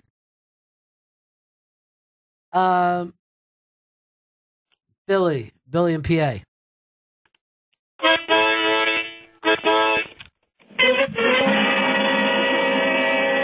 That means a lot to me, Billy. I appreciate it. Thank you for being here all this time, Billy. I love you and the people of the Harrisburg, the conservative people of Harrisburg, Pennsylvania. Harrisburg, where we act like it's the 1950s. Harrisburg. Don't come around here telling us we can't smoke indoors. We're Harrisburg. It's been so great working with you guys. Are you sure you really want to do? I mean, to give this all up just for your new love of buttermilk? I'm looking for a slower, more peaceful time. You know, I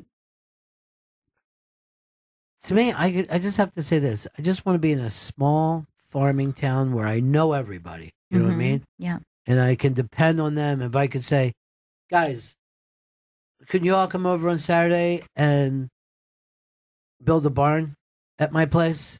And I know they'll do it. Or I could say, guys, could you come over here and milk my cows and then drop a butter into each gallon? Or if I could say, guys, drive my stuff into town, collect the money, and bring that money back to me, guys. Because we're a community. And while you're at it, could you keep my books? Try to figure out, how to get the best fucking deals that you can get from me. And when you get a chance, could you do my dishes? There's been dishes in there for almost 4 hours, guys. We're a community. It's not very community-like. And could you drive me into town? I got to go to the mall. I want to see a movie. I want you to wait outside while I'm at the movie. And then after that's done, I got to stop. Look, why don't you go in and just see what you can rent for me at the movies? Pick up some socks for me. Come back here. Finish my laundry. And then wake me up tomorrow at noon to give me that money. Thanks, everybody. We're a community. Jake, what's up? Hey, I had another slogan for you, Ronnie, for your good. buttermilk. Yeah. From the teeth to the street. Boom, you're going into the pretty good prize closet. Good. Teats to the streets. Chris Stanley, you're supposed to be my fucking action guy. 2 of these came in, you've got nothing. I got nothing so far. No, not for the. It is Titty to the city, teat to the street. What do you got? Buttermilk those profits. That's not their business. I mean, they don't want to think about the talking about? profits. Like the buttermilk's gonna make you a lot of money. Yeah, but I don't want to tell them that. Oh. Yeah, you ever you're hear the- this? Come to Disney so we can get paid. They don't fucking do stuff like that. Oh, these glasses, huh? It's been a horrible day. I'm glad that I'm going to go out to my place, which I've already named Green Acres. Green Acres, like the show? I didn't see the show. Oh, yeah. I came up with this. Okay. And here's my motto. Green Acres is the place to be. Farm living. That's the life for me. Seems like you've seen the show. Land spreading out so far and wide. Chris, Gail, keep Manhattan. Just give me that countryside. Did you have to give us a finger? Yeah. Now, Gail, New York is where you're going to stay. Because you gather allergic smelling hay.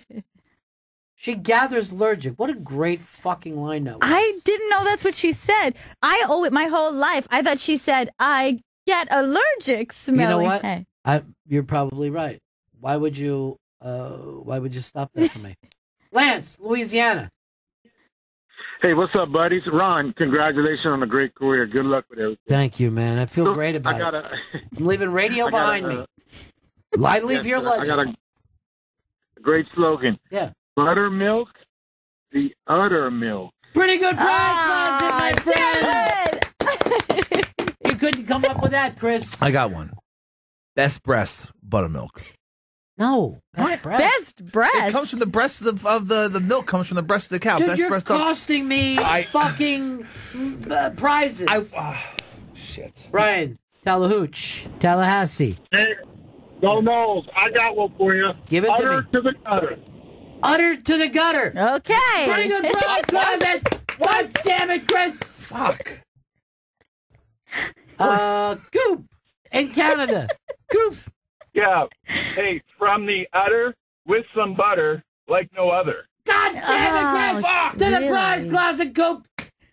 I can't keep giving out all these prizes. This is crazy. There's only so many prizes. They're bleeding us dry like buttermilk itself. Oh, when I sit back on the farm thinking about today, I'll be raged, but then also nostalgic for these years.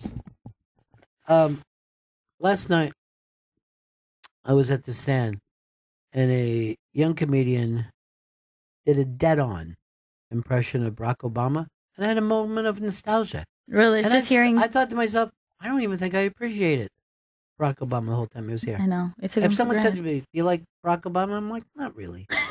You know what I mean? I felt that way. Like, I think he could be doing more. He could be doing more. He doesn't push enough.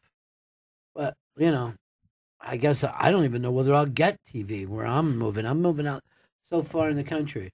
Let me check with this song. Gone to the country, we don't get TV. Sounds like no. It's going to be nice there. It's going to be so wonderful. I'm returning to my roots, and I need to do that. Tony in L.A. Órale, from the nipple to the people. Unfucking-believable, Tony. This is really good. Yes. From the nipple to the people. Chris, you couldn't get one of these. You just bring up... I got one. I got another one. Okay. There's no udder like butter milk. You kind of really... It doesn't rhyme. You and can't rhyme with the first fucking part of it. And also, you kind of stole the other and the butter Yeah, from you someone did. else. That's original. No, someone just called and said that. That guy was talking about neeples. No, before that. Neeples okay. to the peoples. It's giving out a lot of prizes here. I know, and you fucked me. Al, hold on, I'm on the phone. All right. Al in Maryland. Hey, guys, one more catchphrase. Yeah. Utterly buttery. Dude, straight to the prize. Utterly buttery. Yeah. So good, Yeah, it right? barely rhymes. No, it does. It does rhyme.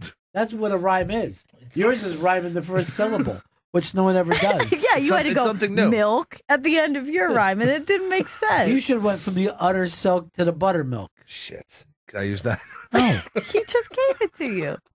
I'll tell you something I shan't miss about New York City. What's that? And that is a 1C stand.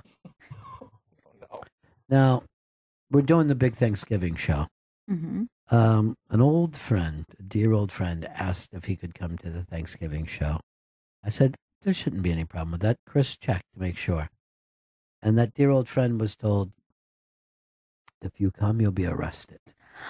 No, are you serious? Yes. Yes, I'm serious. I really wanted that dear old friend. The dear old friend would have been a giant pop, too. And that's what I'm looking for, pups. Call me Pops from this point on. Pops Buttermilk. Hi, I'm old Pops Buttermilk. Are you tired of milk that isn't buttery enough? Well, we got the other milk. It's called buttermilk. From the teats to your streets. From the nipple to all you people. This is Rosie. She's the only cow we use here. She's sassy. This is the only cow in America that eats French toast. Lucky. This cow put roller skates on and bring them right to your stove. Rosie, use them big old titties of yours and make some more buttermilk. Shake it up. Make it buttery nice. This buttermilk is so creamy and delicious. You can wipe it on your toast in the morning. Last night, Rosie and I, that's my cow, sat down and watched the movie Goodfellas. And I swear to God, she screamed when Joe Pesci was shot in the back of his head. And I looked at her, I said, Rosie, that's why I left New York City. Came out here with you country folk. Because there's no way to stop Italians from shooting each other. Sometimes the news is so bad, I just need some buttermilk to make it go down a little smoother, a little easier. My grandma used to put gin in her buttermilk and then tie off her arm and shoot some heroin into her.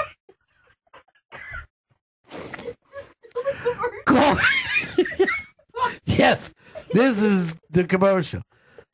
Of course, my grandmother was half Apache. And she was ready to throw down in her changes. But every night, she'd rub some buttermilk on her tummy and on all the way down to her private area. Buttermilk is good for all kinds of things. Magic Johnson drank buttermilk every day till he beat AIDS. Now, I ain't saying that buttermilk can cure your AIDS, but it could be. And it could be for all you know.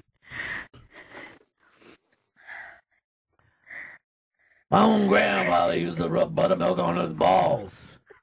And he lived to be 43 years old. Died from stanky balls.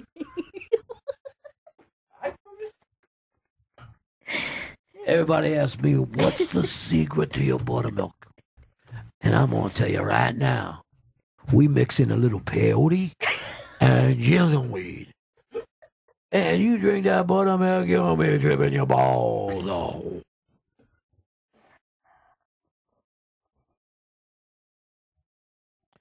This buttermilk's so good that if Barack Obama drank it, he'd go straight down on Donald Trump. Why? Tripping his balls off. Chris, I am very disappointed in you. I feel bad. I don't like giving out all these prizes. I want to sell this buttermilk.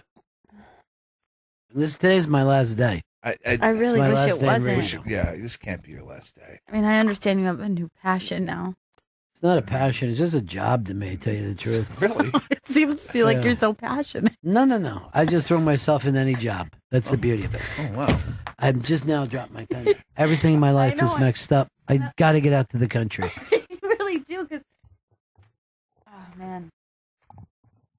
I've also decided this. When I moved to the country for the first 3 years, I'll live in a home without a roof. What? Really? Mm-hmm. Why?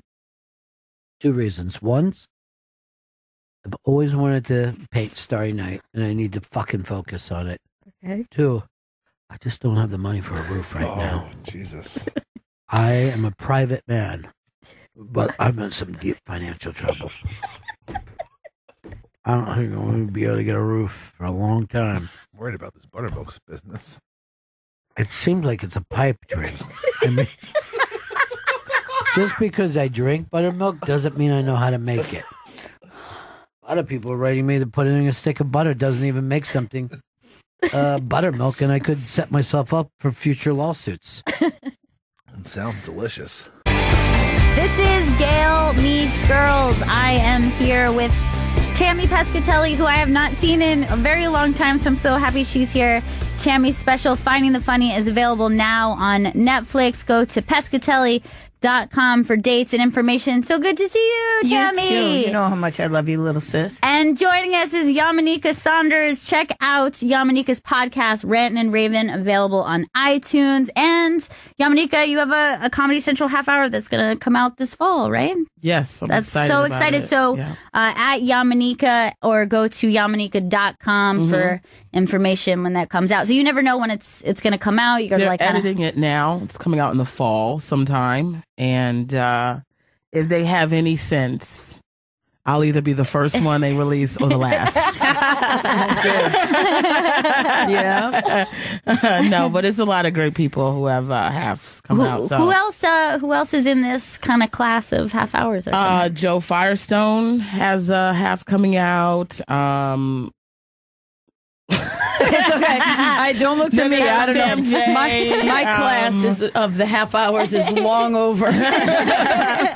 And mine should have been, but sometimes, it happens when it happens, but we're definitely gonna explode after this happens. Well, that's what's amazing about it is when you get things when you're ready. I think it all meets itself. Then it's even better for you. Sometimes you feel like, oh, I wish I had that now, or why is it not me? Yeah. And then when you get it and it's your turn, like you're ready. Yeah, I'm ready. I'm ready to go.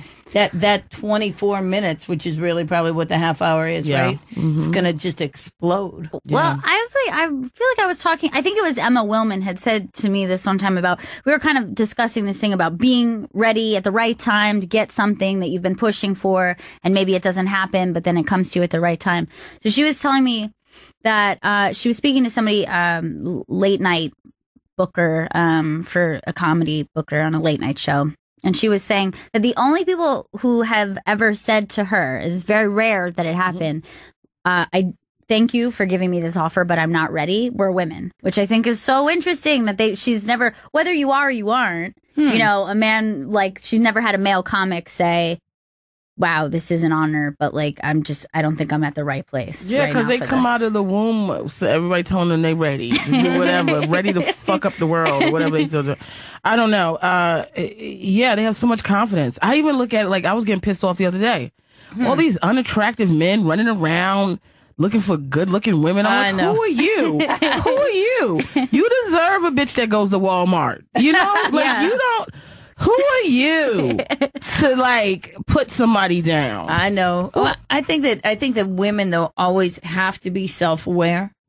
Doesn't mean that some of us aren't delusional. Like I do think I have reverse body dysmorphia until I see a picture. I think I'm really pulling it off sometimes. And everyone feels that way. Right? But I do think that we have, especially in comedy, you have to be a little bit more self-aware because when you start, now after a while, funny becomes funny and it doesn't matter if you're a man or a woman, to be honest. But at the beginning, you have to really, really work hard to understand your part in the game. And I think that's smart. If someone turned it down, and I respect those girls because they knew what they were doing. Now me, again, that reverse body dysmorphia might have kicked in with comedy, and I might have taken it and probably too soon. Yeah, that's because that's a check.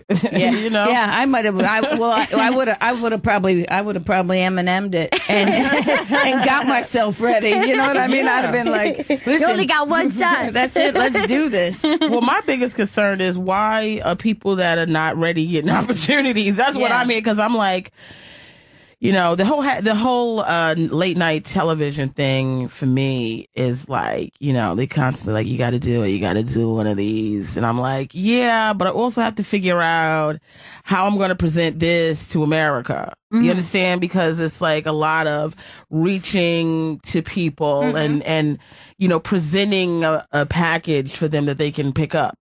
And my comedy is all about, this is the package. So it's like, if you don't want to pick up this package, leave it here. Somebody else is going to pick it up. I'm not concerned about anybody picking it up. So, you know, that's what comes down with the late nights, that people don't understand that, you know, you got to be clean, and then you don't talk about cancer, don't talk about AIDS, don't talk about, you know, mentally disabled, autism, everything. What I'm going to do? Sign language? No, you can't do that unless you need it. Right. No, forget that. Don't get started. But Yamanika, do you feel like you came out the gate that way in comedy, where you knew, okay, this is the package, this is what I'm putting together? Or is that something like that you grew that confidence in, almost like your brand, for lack of a better word? I grew into this. Yeah. Hard Knocks. I mean, I've always told my turning point was when I got booed at Showtime at the Apollo. That was my turning point. I had never had anybody hate me before, because I studied theater. I was a theater kid. So I could always, even if I wasn't funny or entertaining, you know, I could be entertaining. I could get people to buy into whatever this was. And they hated me. And then after that, I was like, fuck that, you know, because I was doing all this stuff to make people happy. And then I was bombing. So it was like, at this point, I can just do what I like. And either you like it or you don't. That's true. I think that was very freeing. I think I hit that a couple of years ago about like not pandering to the masses. Yeah. Like just going, this is me. And maybe some of it might be a little bit corny, but I'm talking to you about what's my truth. And my truth sometimes is corny. My family's corny. They're crazy. I deal with that. And I think that's part of what they call finding your voice, you know, and it's not going to appeal to everyone. But there is a market for everyone. You know what I mean? Like last night when I was at Skankfest, I just said, I got on stage and I was like, look, I have some stories I can't tell on television. Can I tell them here? And that's the place to go. You got water there. That's the place. That's TV choking her up. Yeah. Because TV says, you know, I mean, just to add to that point, like, I think it's very hard just when you're starting in the game. Yeah. In general, right? So then when you have all these comments on what women are supposed to do and not do, how they're supposed to be and not be, and I think there's so much stacked on top of not only just being a woman in the business, but also being a minority in the business, like the things people do. And a lot of times when I'm on stage, you know, people instantly, you know, I'm a big black woman, and they think I'm just gonna go up there and hey baby them to death and like sort of be very jovial and, oh, come on now, you know, and like I'm their damn nanny and shit. And then, so when I get up there and it's like, I'm telling you, you're not going to like what I say half the time. Right. But if you just relax, you'll understand where I'm coming from. And that's all we need, is just people to get on stage and not have all these prejudgments when they see people hit the stage, you know, which is why I thought it was a little disheartening with all this, what was the comment about the women in the comedy and this and that, talking about their vaginas and shit? I don't know if that's y'all comrade, but I was like, to me, that was like, wow. I remember being a woman starting off in this business and how much shit we had to take from not the dudes trying to fuck you, this or that, or if you don't want to fuck them, they call you a bitch, or if you're too headstrong, then you're a dyke, and if you're not, you know, it's just all these different labels you're running around with, and then to get beyond that hurdle, and then now here, like, all women are talking about the vagina. Like, all the men are talking about these dicks.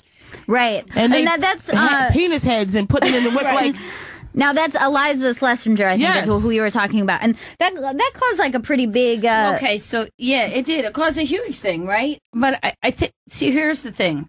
And I know Eliza, but not like we're friends or anything. I see her in the comedy clubs and stuff.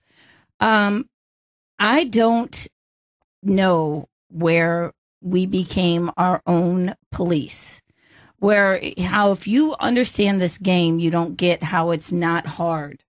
And why would you want to take from anyone else? Now, I was involved in something I know that was controversial with female comics, but it was a true thing. It really was. It related to me personally. I didn't reach out to put a blanket generic thing on all comedy. I understand confidence, and I think that's where Eliza was speaking from, confidence. I think she was being confident within herself, but you have to then, when you speak on that, understand that you're going to alienate an entire group of your peers. No one, we came out, and I think you came out, I don't know how long you've been doing this. 17 years. Right. So we were old school. I'm 23, you're 17. We weren't allowed to be women.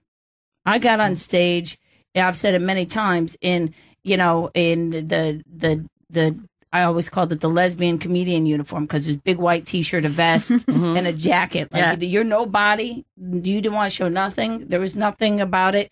When they did funny women of Playboy, or Playboy's Funniest Women.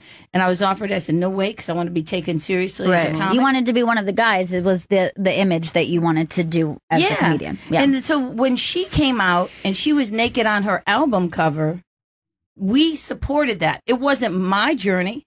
I wasn't down to that. But Eliza was naked on her album cover, and then turned around and said that to the other girls. I was disheartened for her, because I'm like, we didn't say anything about you doing that. And now you go and do this to the generation coming up behind you. That's crazy. Now that's not paying respect to what you're supposed to be doing. Let me say let me give you two little quick stories.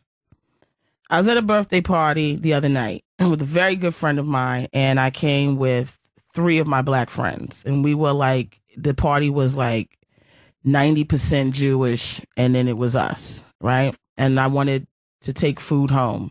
So I asked my friend to give me a Tupperware bowl, and one of my black friends said, please don't ask for a Tupperware bowl. It's only a couple of us here. They're going to think that's so ghetto. And I said, I could give a fuck less if somebody thinks I'm ghetto or not because I asked for a Tupperware. First of all, they'll think you're Italian. That's Italian. Right. That's number one. Because number one, it doesn't matter to me what people think on certain things, right? And it was but that's a lot of like the black pressure, right? Don't do anything where people may think this or think that about you. But then it's a sort of an embarrassment that I don't care, because I'm actually proud of being black and I love that experience. And I think me asking for a Tupperware bowl is more like I'm my grandmother's daughter who's like, don't leave this fucking food sitting here that's going to go into the damn trash, more than this is a black experience. It shouldn't be indicative of an entire race of people. Absolutely. Your behavior that day. So I encounter a lady in the kitchen who hears that I've asked for a Tupperware bowl, and she goes, oh, you asked for a Tupperware, you didn't have a Tupperware bowl? And I said, do you have a Tupperware bowl for me? Because that's the only fucking reason you and I need to be having a conversation about this Tupperware bowl. And if you had any sense, lady, you go get a damn Tupperware bowl too, because the food's going into the damn trash. So it comes back to this whole thing with women in comedy. I have heard women in comedy go, I don't want anybody to think I'm a woman. I don't need anything to do with a woman. And I'm like, what the fuck is wrong with being a woman?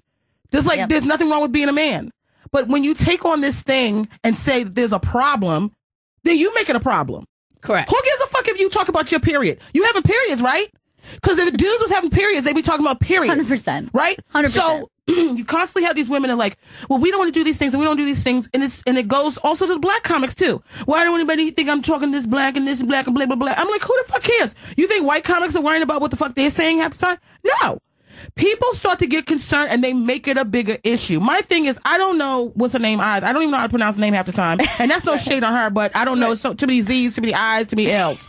But we just met the other day. So, right. You know what I'm saying? And I think I'm a rare breed of comic. Like other comics, watching them and learning them, it's like it's and watching these specials and shit, it's noise in my head. I have my own song going on. Right. So I don't know anything really, to tell you the truth, about any of these comics. People be like, you don't know so skippity bip bop? I'm like, who the fuck is that? I don't know. I don't pay attention. Whatever. If it's not about knitting or cats, I don't care. I love it. Now, but you have this idea of like, you know, she's saying something, right, that is important to her, but it's a way to make her look like she's doing something that's so unique. Correct. And sort of a cry because that's something that she's feeling insecure about. But then women get thrown underneath the bus. Right. And then I think what it does for me, I don't have to be involved in it one way or the other because getting involved in these little things, I made a point of it now because it was on my mind to have this discussion. Sure. But, you know, as far as I'm concerned,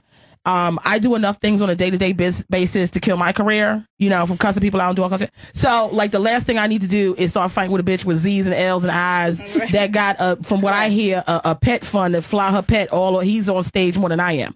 So, I don't have time for that. But what I will say is I don't like the idea that there's young female comics that are hearing this now and going, oh, is there something wrong with me? There's nothing wrong with you. There's nothing wrong with you. Most people don't need to be doing comedy. Let's just keep 90% of the people doing stand-up should not be doing stand-up. 56% of the people that get passed by these networks should not be on television. So already we start. Who are you talking about? Because the people you're talking about don't need to be doing this shit no way. Okay? And namely some of the people that's making the comments too. Right. Okay? With all the Z's and I's and L's and shit in their name. Well, it's funny because we talked about late night. They don't even want to see some people. I was going to submit a set for a certain late night show, and they were like, yeah, we're not interested in having women your age. Okay. Well, thanks. All right, then I won't. Yeah. I won't. But it's okay for Gaffigan. I mean, who is funny. I'm not taking anything away from Jim. Yeah. You know what I mean? And I suppose that's really just me, to be honest with you, because I think if there was a woman that was doing it at a certain level, like a Gaffigan level at my age, they would take her. Yeah, you know? but if you sit here and think who would you put in that position, I don't see many doors open for women, you know, of past a certain age, no matter what you're doing. You know what I mean? Like, no matter what you're doing in entertainment. But we're funnier as comics. It's a different thing. I think the older I've gotten, the funnier I've gotten because I know how to edit. My self-editing thing is, and it almost goes, all these things that we're talking about kind of go hand in hand. This is all part of feminism. You can't break down another woman's contribution to the whole feminist movement. I may not wear a pink pussy hat on my head and march around, but I get on stage every goddamn night and represent myself to the best of my ability. Now, does that reflect on another woman? Maybe. Maybe it only reflects on me. Maybe it reflects on Italian people. I don't know.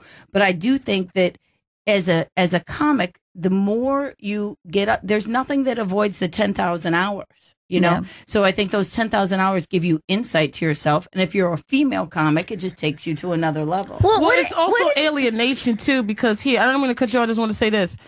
You're not around. I would never make, again, I don't know this girl. I don't know her like that. I've seen her a couple times. I don't know her. I don't know her act. I don't know anything about her. But she's got a bunch of women who love her and hold her up. She's got a huge fan base. I just think, like, if you got a huge fan base of women, at what point in time do you throw women under the bus? But maybe that wasn't her intention. And I think, again, that was her trying to say, look what I do. I'm doing this great, amazing, brilliant thing. But then it's also like you seem pretty limited in the amount of women that you encounter. Because for whatever reason, you're saying you're on shows where there's no other women. I'm like, I'm constantly on shows where there's no other women. Doesn't make me think that there's not other women that I fuck around with that in comedy that are like, I can name 10 women without even thinking blah, blah, blah, blah, blah, blah, who are like running and ripping the game. So, and 10, you can name 10 more that I don't know. That are, right. You know what I mean? Like it's fun to discover people. But I will say about this, and here's what I think is kind of what interested me about the comments that Eliza made, is that, you know, she's saying, you know, women talking about their pussies, women talking about their period, you know, you could be better than that. And of course, right away you're thinking, well, we don't hold men to those standards. I mean, what percentage of men's jokes are dick jokes, masturbation jokes? Like, it's crazy. You wouldn't say also, if you put that down as a rule, then also saying if you're a mother, like, don't talk about motherhood because you might alienate your male But I audience. did do that. Yeah. I have to tell you, like, and that's why I'm not giving her a pass. I know that what she said really just slayed a lot of people, and I think that wasn't cool. But I will tell you that I did go out of my way once I had my son to not talk about being a mom and not do that whole thing, because that's what the generation before me did. And it kind of left that they seemed not funny anymore to our peers. But So, it wasn't necessarily. It's not like you chose not to do that because you are like, men won't find this funny. No. That I was a want to personal work. choice. I just didn't want to be a mommy comic. Right, You and know I think what that mean? that's a totally valid choice because you get to decide what part of yourself, if any part of yourself. I mean, you can make up an entirely fake character that's who you are on stage, and that's just what you're selling. But you know, if you choose to say, yes, I'm a mom at home, but on stage, I joke about different kinds of things, whether that has to do with privacy, whether that has to do with your own personal identity, or if you just think because you don't find that to be what you want to joke about. It comes down to money. Right? Right. Because at the end of the day, the dudes can say whatever they want because, like, an Anheuser-Busch commercial is going to come in or some Carl's Jr. commercial with a bitch in a bikini for whatever reason. Carl's Jr., please stop with these bitches in the bikinis. You know, number one, no bitch that eats at Carl's Jr. can fit in one of these bikinis. That's not, like, it does not even a thing. And, but if Always was sponsoring ad time on whatever network. Right there. They would let a woman. What was the woman that was knitting from a period string? I don't know. They'd let the woman do that. Like, it's all about money and who's what. So we've allowed people to say that comedy is what guys tap into, and comedy is all about the dudes. So anything that looks like a woman, we got to tear it down. And I've had men come up to me and go, I hate women comics, but you're fun. They all and I say say, you don't know women comics. Yeah. And I'm telling you that if you think you like, I'm the first person that's out here as a woman doing something that made people like you laugh that don't like, you're crazy. But who do you know as a comic? Oh, you've been on Comedy Club 4 times. Oh, you know Skippity Bip Bop and his brother. Oh, great. I love Skippity Bip Bop. I just want you to know I have all his and he got a pretty big dick too. But there are women that I wish women would go, fuck you and that. Because that's what I like. That's what I can resonate. And there's nothing wrong with women relating to women and women being funny. However, it ain't but women and men. What the fuck else am I supposed to be? Give materials a lobster? I mean, there's only women and damn men. Well, almost. There's a whole new thing that's coming out. What's now. coming up? Well, I mean, there's a unisex generation that's but even they gotta choose dick or vagina. They going crisscrossing from one thing to the next. They're not staying in the middle like, oh, I ain't got nothing to poke a hole in. No, they got stuff to poke a hole in. I think that, it's funny because you're so funny. Wait, let's just pause for a moment to poke a hole in, because that was. I think it is true, though. I do think that, like, the whole thing is just so hard. Funny should transcend gender. And yes, are there times that you say women and men jokes? Yes, but men say women and men jokes. And I will say that there's so many more women that started. The rules are a little bit different.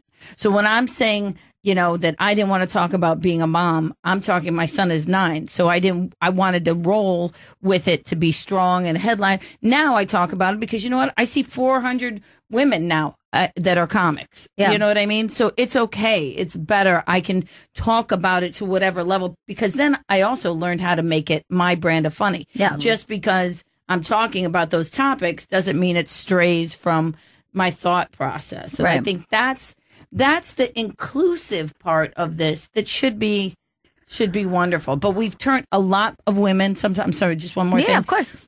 I think sometimes, and I'll say this and that, sometimes women bring other baggage to shit. That's why, I loved Ronda Rousey, but she fucked up MMA because some of these other women weren't as good as her. You don't understand? So I think she wanted to be a fighter. Some of the other girls want to be playmates who smack people in the face every once in a while. I think that if you're going to be in comedy, you're a comic first.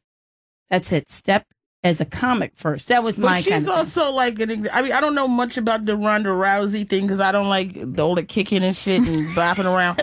But she brought out, unearthed a real issue that they had because they got some women that are stronger than her, but they look like dykes.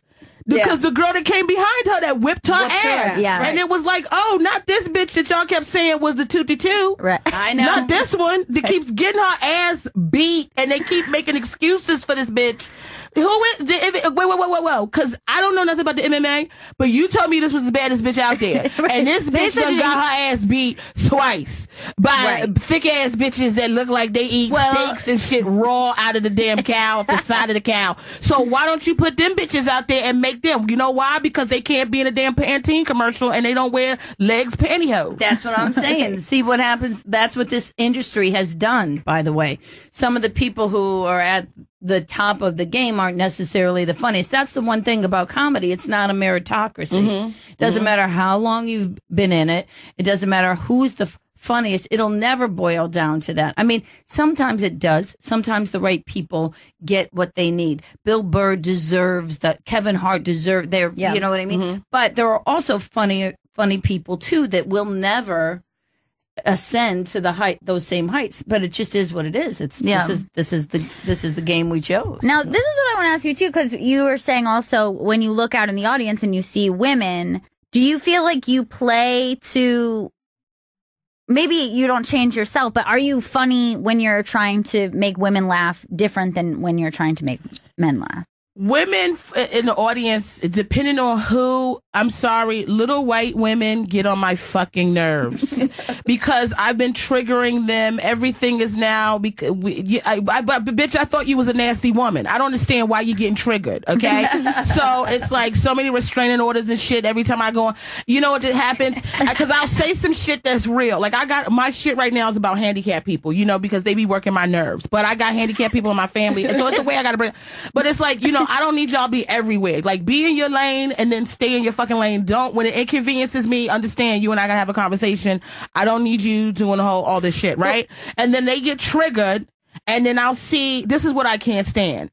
Some little white girl gets triggered and she's with her man, and then he goes to put his arm around her as if he's got to shelter her from the hurricane that's me. And then he starts enveloping her around and around until he's fucking spinning a web of silk around this bitch. And I'm like, she's okay.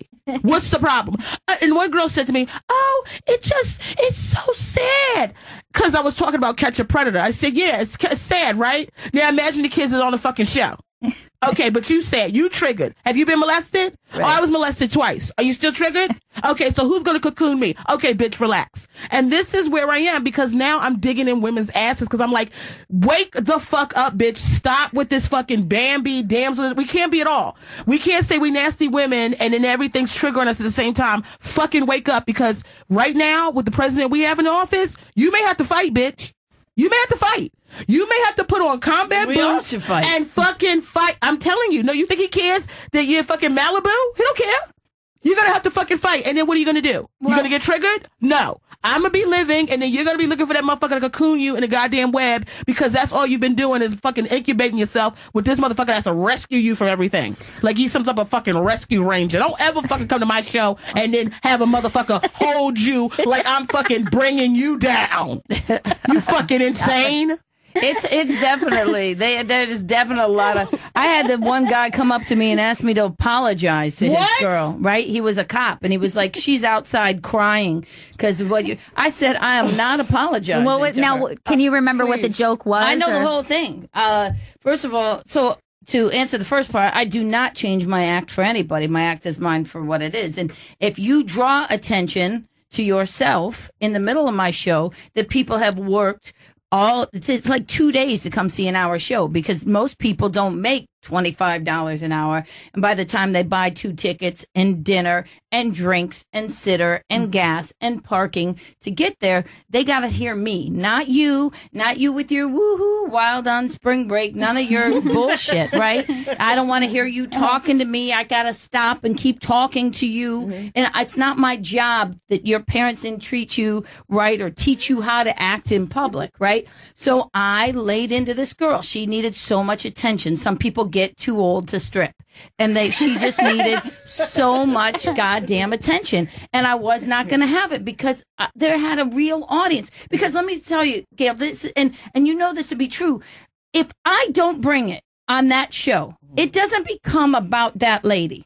Okay? It becomes that my show wasn't good. Those other 200 people will go home because I tell a lot of jokes that have callbacks in my act. And if I get messed up in my rhythm and I call back some shit I didn't say, I just look crazy. Like it doesn't make any goddamn sense at all. So I called her out. She was standing by a bar and I knew that she was dating this cop, right? And she was standing by the bar. It was one of those clubs that has the open bar that you can see by the stage. And she had made all this noise. And I had already known that she was drunk and we had already addressed it one time. And she was standing by the bar. And when I heard the noise, I said, oh, it's you, right? Not even really trying to get in her ass because I was down for the last 15 minutes and I really wanted to just get ready with the dismount and get the hell out of there. And she said, go on with your show. And it snapped me to no. And she might as well said, fuck you and your mother. Yeah. It snapped me like I lost my mind. Yeah. I mean, and I just went on and that's why I got, if you see a white woman over 40 with a flower in her hair and you're not in Hawaii, crazy shit's about to go down. Because I'm like, that sense of entitlement is fucking insane, that entitlement that you're going to fuck with my show and then you're going to tell me to dance, monkey? Get out of here. I was so crazy. I was like, I know you dated a cop because you got that card that gets you out of shit. You can say whatever the hell you want to people. You think you can't get your ass kicked. But I go, I'm not going to kick your ass, but I'm going to say some shit to make you go home and choke yourself to death. Right. I was saying all this stuff to her, right? Yeah. And then, of course, they escorted her out. And I went back to my show so eloquently and talked about nice things. And then afterward, and by the way, it wasn't mean. You know how you know it's not mean? When the whole audience stands up and applauds your dumb ass being walked out, you're the problem. Not me on stage. This is how I pay my mortgage. You're taking money from my son's mouth now. So now we're going to come to blows. So afterwards, her man comes up, and I think he's apologizing to me, okay? Because that's what this is another part where I got this whole thing called don't engage the crazy that I talk about now. Because I thought in my normal mind that he was going to say to me, I'm sorry she did this. Forgive me for interrupting. She was a little drunk, whatever. But crazy people never give you an answer that a normal brain will comprehend. And he came to me and said, she's crying outside. You made her cry. I need you to go outside and apologize to her. And I said, you can hope and pray, and I hope Jesus, Buddha, whoever comes for you, but I will not go outside and apologize to that woman. And he was like, you need to go out and apologize to her. And I said, are you telling me that as her boyfriend or as a cop? Because I support, listen, I'm not a law enforcement hater. You do the right thing. It's all good. But I'm like, are you telling me as a cop or are you telling me as her boyfriend? I go, because I'm not going out there either way. But if you want to walk me out there with your gun and your badge, then I'll get these people to film it. Because, you know, here's the thing. People go, because he was like, you're a bitch, you're mean, you're evil. Maybe I am a bitch, I'm mean, I'm evil. But she was trying to stop my son's college education from happening, okay? But here's then just to wrap it, like, if I went out there, people go, well, why didn't you just go out there? The girl was crying. Are you a heartless bitch? But let's just pretend. Let's just pretend. I don't know how to pretend this game. Okay, but wait. Let's just pretend that, okay? Let's just pretend. Let's just pretend. And you don't know but I don't give, like, I don't know why she would think I was friendly and we were going to talk things through in the first place, had she been paying attention. But had I went out there and apologized to her, now what do you think was going to happen? That girl would have swung on me. Oh, yeah. Because she thought she was in the right so much that I would walk out and apologize to her after her poor behavior, and then I would have been in jail because she's a cop's girlfriend, right? And she swings on me, and I knock her the fuck out. Who's going to jail? Her or me? Who's going? Me. Well, you got more options there than me because if I had done that to her ass, I would have been in jail before I got off the stage. and that's real. And then I wouldn't apologize. And I've said I've had crazy shit happen on stage. I've had mostly with men. Men get very up in their little rank with me because I'm not going to let you disrespect me and as a man in the audience. And this ain't a TV show. You can't change the channel unless you get the fuck up and leave. Is that something you both had to learn how to do? To handle hecklers or rough people in the audience? Well, I grew up in a crazy family, but for me, so I felt like I was always heckled at home. That's where my superpower became my mouth, because you could hit me as hard as you want, but I'll say some shit that'll get in your brain and you'll be thinking about it. And Wednesday, you'll be, you say some shit to me on Saturday, and Wednesday you'll be driving to work and be going, fuck you, and thinking of the stuff you should have said to me. But I also think that coming up, when I was just an MC in Cleveland, a house MC at the Improv, Sarah and I, the booker there, used to put me in front of, I was this little Italian girl, 21, 22 years old, in front of every urban audience. I worked with Joe Torre at the height of Def Jam, D.L. Hughley, George Lopez. I mean, everybody, because she wanted me to get tough, because you can't trick people. You just can't trick them. So it was fun. It was good for me to. Well, I think MCing definitely helped. I mean, in terms of whether it was urban or not, I think I've encountered probably both. Urban is, a little easier for me because, when it's time to dig in people's ass, they already there. So, I think a lot of times I have to really be quiet if I'm in a mostly white audience so that they can hear that I'm not the aggressor, right? I have to let that person really dig their hole and make it evident for everybody. Or I just come off if somebody is like... So you approach the audience different if it's... I don't. Yeah. I just... When I have a heckler, right? Which is very... I don't have heckler... Like, nobody's that dumb. Because I'm very... from the second I step on stage, it's very obvious that I'm very awake and aware. Like, so, some comics get up there and it's like... You can tell they're running an act. They're just running a step. This, at any point in time, we can stop what I'm talking about and go right into your ass. Yeah. At any point in time, there's not a script. I have my set, but I don't have it like to the point where like you say something and whatever.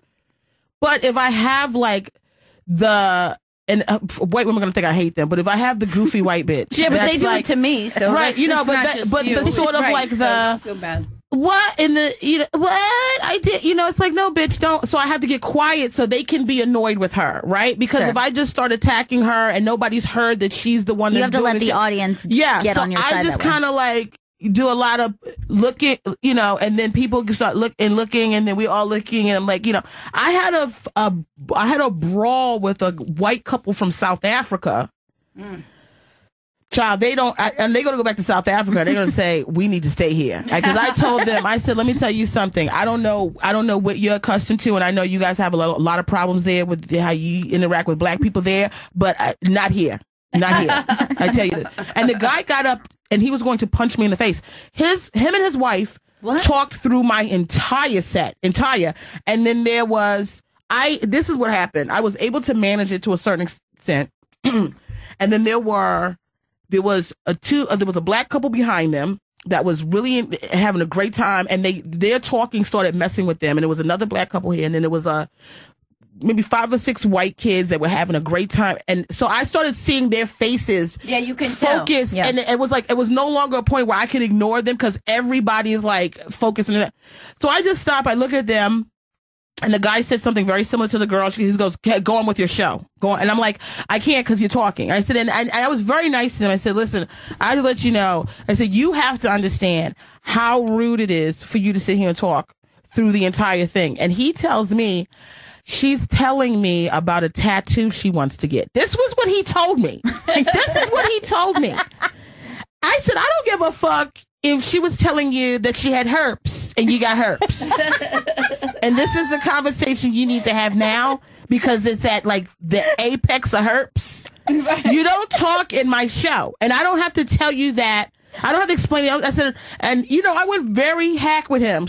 I said, listen. Well, we do sometimes. Yeah, I mean, you got to go quick. I said, listen, I don't go to your wife's job kicking dicks out of her mouth. Oh, why did I say that? I have disrespected the honor of his wife, and his wife is not a prostitute. And to which I said, sir, I'm sure you're very upset by what I said because I'm sure you want to be acknowledged for sucking more dicks than she does because you do. And then it got even more. And then he finally walks out and everything. And he comes, before he walks out, he comes up and like, I haven't seen this sort of like the fisticuffs, like holding, you know, put up your Jack dukes. Johnson, you know, the why you know, I was like, are you cranking up your fists? Oh my! Because I'll kick you in the nuts, sir. I'm like, while you're doing all this so like your body's all open. I don't even know how to box, but I'm telling you, this is not the right position. He wants to punch me in the face. And of course, the male comics come rushing the stage. Don't do that, blah, blah, blah. And I'm sitting there like, once I go into gorilla mode, that's it. Okay? I'm Harambe's aunt. Okay? So I fucking sit, I'm like, you know, and it's like, you can't rescue me. Like, yeah, maybe you can rescue me. I'm not saying I can beat up the world. What I'm saying is, once you get to that point, people don't understand how it is really fight or flight up on that stage when somebody comes into your space and starts trying to attack you, because now it's like I'm gonna beat you shitless. Like I'm gonna be until I, you know, and now I'm pushing the male comics back. Like I got this. I'll fucking take this dude. Are you fucking kidding me? And then you start to lose your femininity after you've pushed 5 male comics lose your back, mind. and you start saying, I'm gonna kick my foot into your fucking urethra. You've lost it. You understand? And like nobody's like, and then here's the thing. Then the wife, oh no. I said, oh no. He leaves, right? I pick this bitch up and I go, you get out too. And I don't know, I picked her up like a napkin and I just moved it. And then when I was out there, they wanted to fight.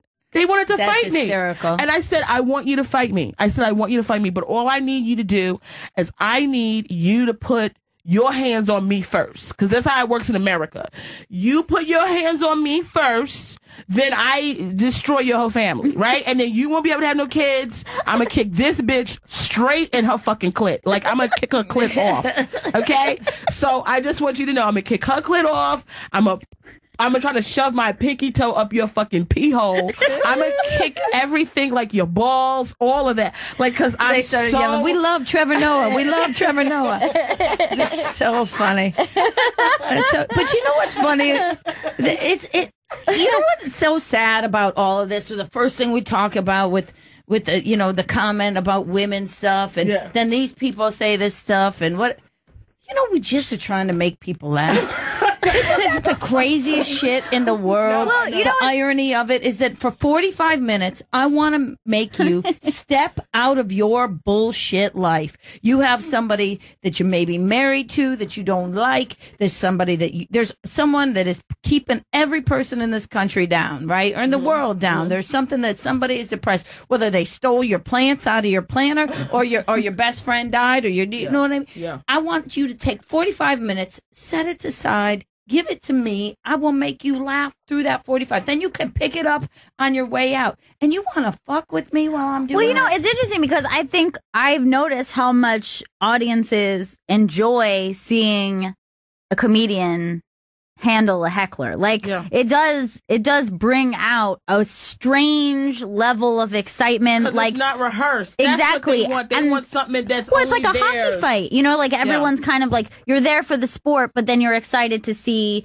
this other thing happen. And I think because in that moment, they're like, you can guarantee this is the only time that you're going to see this exact moment. Even if you have some lines that you go to that you handle hecklers with, you know that this person is having a unique experience in that moment, but good they or gotta bad. Be careful with that because people out here getting their ass whipped. Well, not all comics can handle it. You know what I mean? Like that's the other thing. I've seen some implode. I know that when we talk about, like when I said about the urban shows to start, it gave me confidence because I'll never forget this one lady started screaming something at me, right?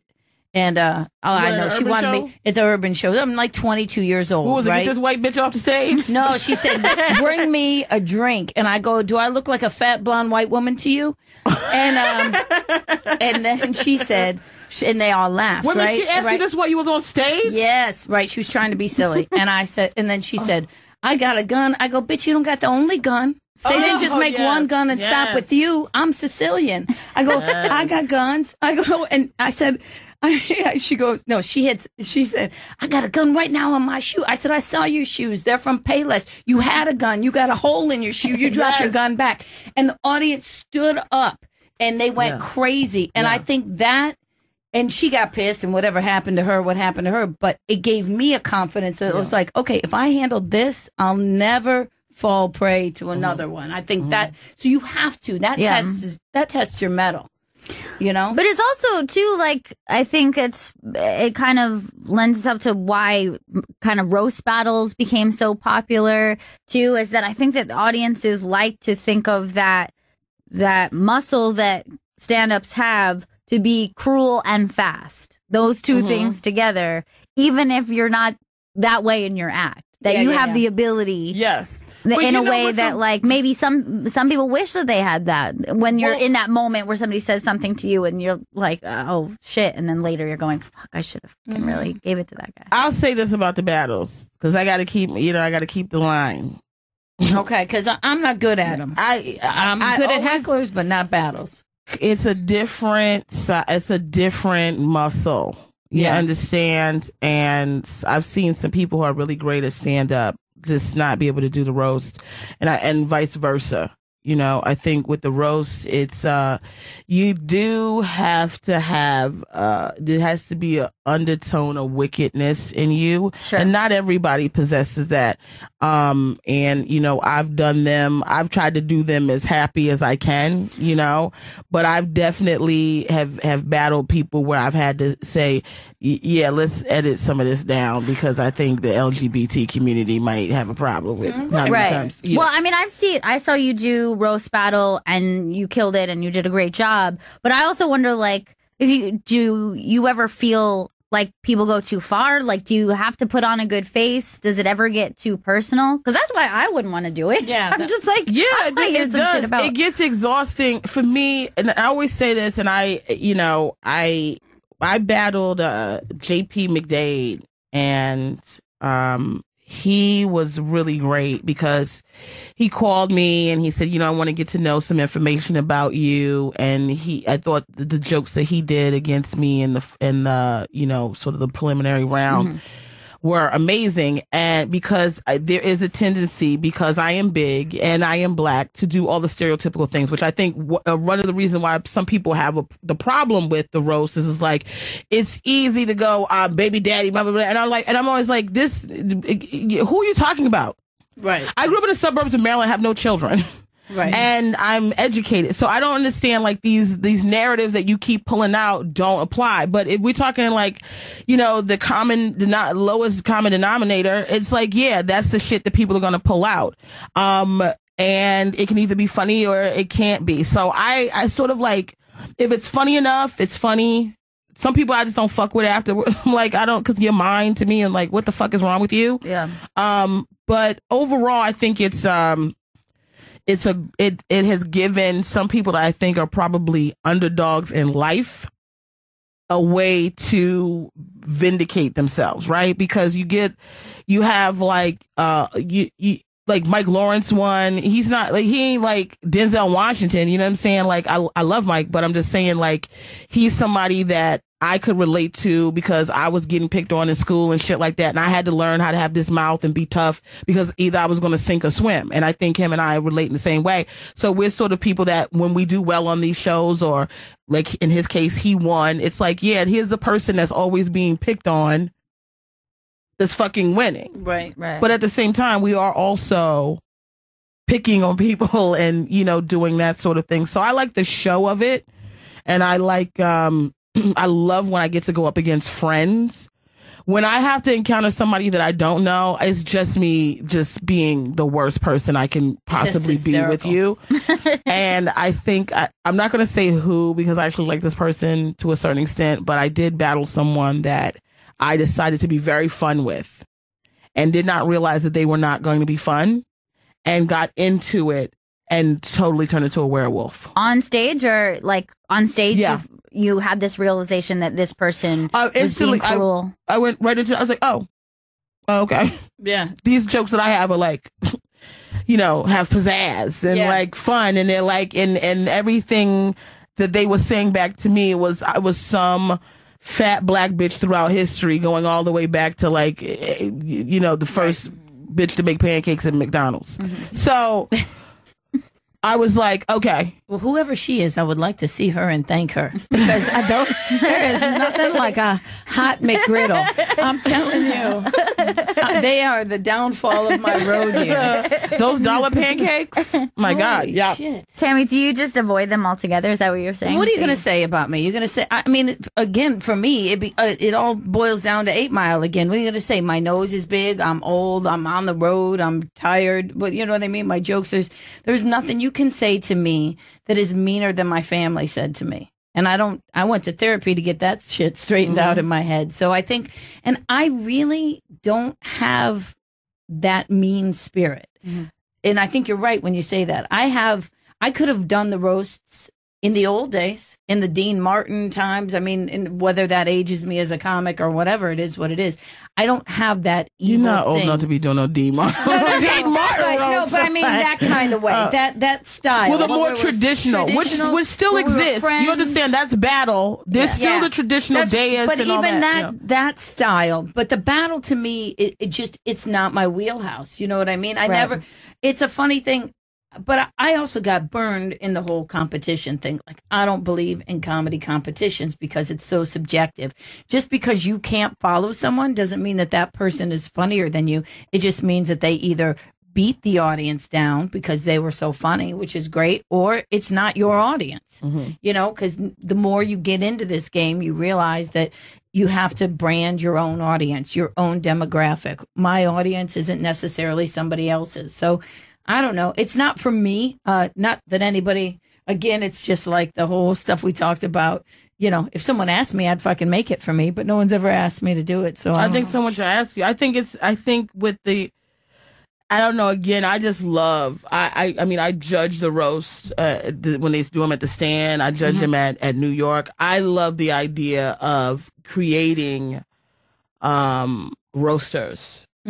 Because I think what really needs to happen is people need to have confidence and a team behind them. I think a lot of people that you see who are winning, they're either like, when everybody knew Mike was going to win because he had just been helping everybody write fucking roast jokes.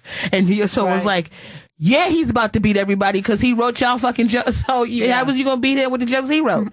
But you know, there was a sense of community and a sense of like, you know, I didn't go up and do these roast battles and feel like I had run my jokes by people, friends of mine. They were encouraged. We would laugh and like, yeah, you know, we would get into fun spirit. So it's not as singular a game as it appears when you see it on the battle, because there are people that you can tell that have the most confidence are the people that have a lot of friends behind them and a lot of support saying, because you don't know the shit you're going to say. You don't know if it's going to land. You can run the jokes 1,000 times.